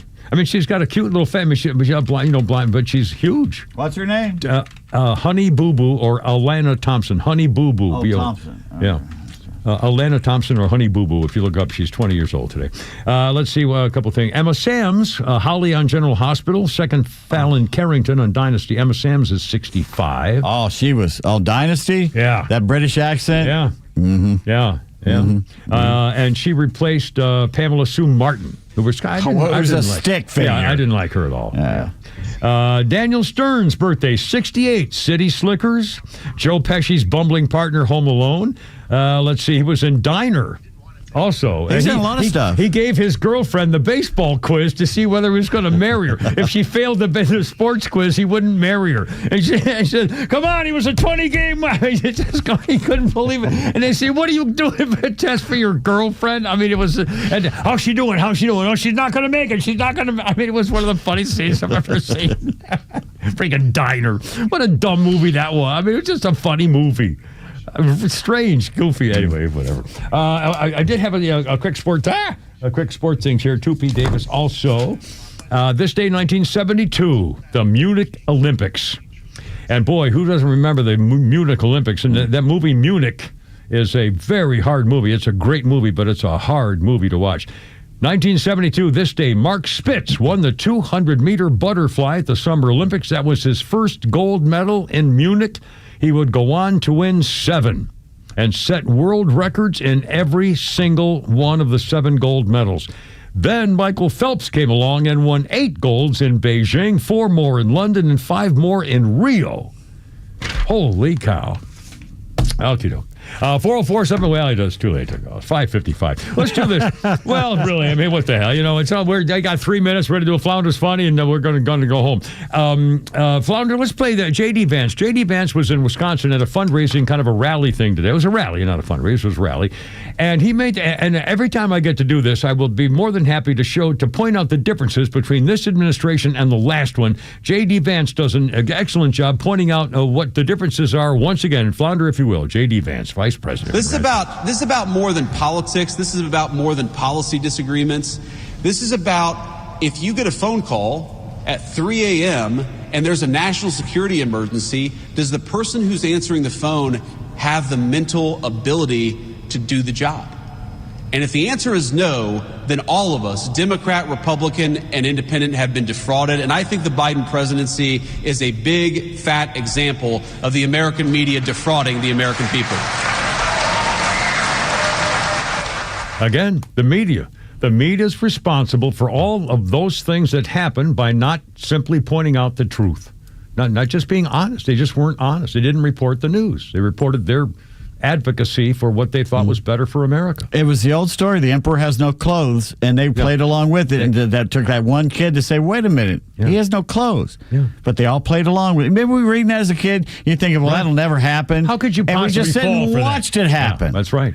Morning Show Joe, again, is still trying to live it down. And now he's trying to play a tough guy. I think he's trying, pretending now that he was.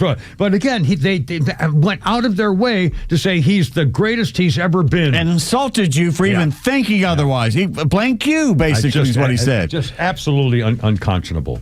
I heard about this today, the case of the guy in Washington, D.C. who worked for the Department of Justice, and he threw the Subway sandwich at the federal agent. Remember that? Then they chased him around. Everybody thought it was funny. Well, remember Janine Pirro. I can't say her name. The U.S. attorney for the district said, well, stick this in your Subway sandwich. So they tried to indict him, and the grand jury said no. The grand jury would not indict him on a charge of felony assault. He got fired, and now whether they're going to charge him with something else, I don't know. But again, I mean, I suppose a felony charge against a police. But again, it's a federal agent doing his job, and this guy interfered physically and threw an object at a federal agent on his freaking job. You can't just say, oh, no, it's not a federal crime. It is a federal crime. Now, maybe he shouldn't go to prison for 25 years, but he still should be charged and convicted and have something on his record and whatever. There's got to be some responsibility. There's got to be a responsibility for what the hell he did. Forced to eat a Subway for the rest of his life. Well, I mean, something really. Got breaking. Andy Woe reporting that Mary Westman, the mother of the trans mass coward murderer, that she helped transition as a minor, appears to have fled. Oh, God. Police have not been able to make contact. Wow. Well, this is more tomorrow. Let her rip Friday, 5:58. Flounder got probably found his funny back there. I'm guessing maybe one more. Siri, Wolf's Glen Restaurant. One option I see, Woods Garden Supply on Benedict Canyon. Siri, Wolf's Glen Restaurant in Westwood. One option I see, the Wolseley Restaurant in Burbank. No, you're not listening. I said Wolf's Glen Restaurant in Westwood. A wolf's den is a habitat that provides wolves with protection from weather. Idiot! It's Wolf's Glen Restaurant in Westwood. One option I see, J. Wolf Clothing. No, you Wolf's Glen Restaurant! Sorry, I didn't get that. Oh my God, you moron! It's Wolf's Glen, you... Bunt cake is a cake that is baked in a bunt cake. I said you... Sorry, I didn't get I told you... One option I see, Carson City, Nevada. Shut up! One option I see, wool glove. Shut the up! Sorry, I didn't get that. Oh, you! Let her rip Friday tomorrow, boys and girls. Kimmer Pete Flounder. Men, have a great one. Happy weekend coming up. Christine, sing me home, baby. I gotta go. You're killing me. Look out.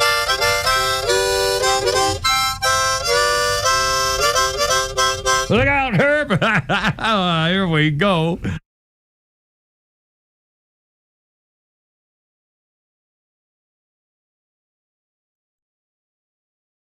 The Morning Extra, every weekday morning from 6 to 10 on WFOM and W292 EV Marietta, a Dickey Broadcasting Station. Extra 106.3.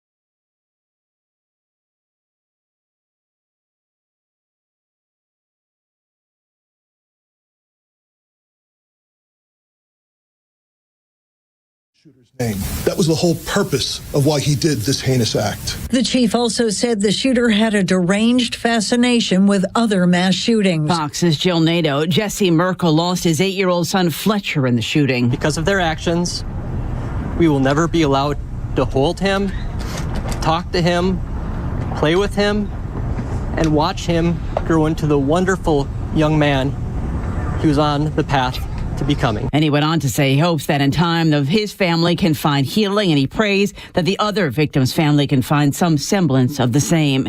Jim O'Neill, a top deputy to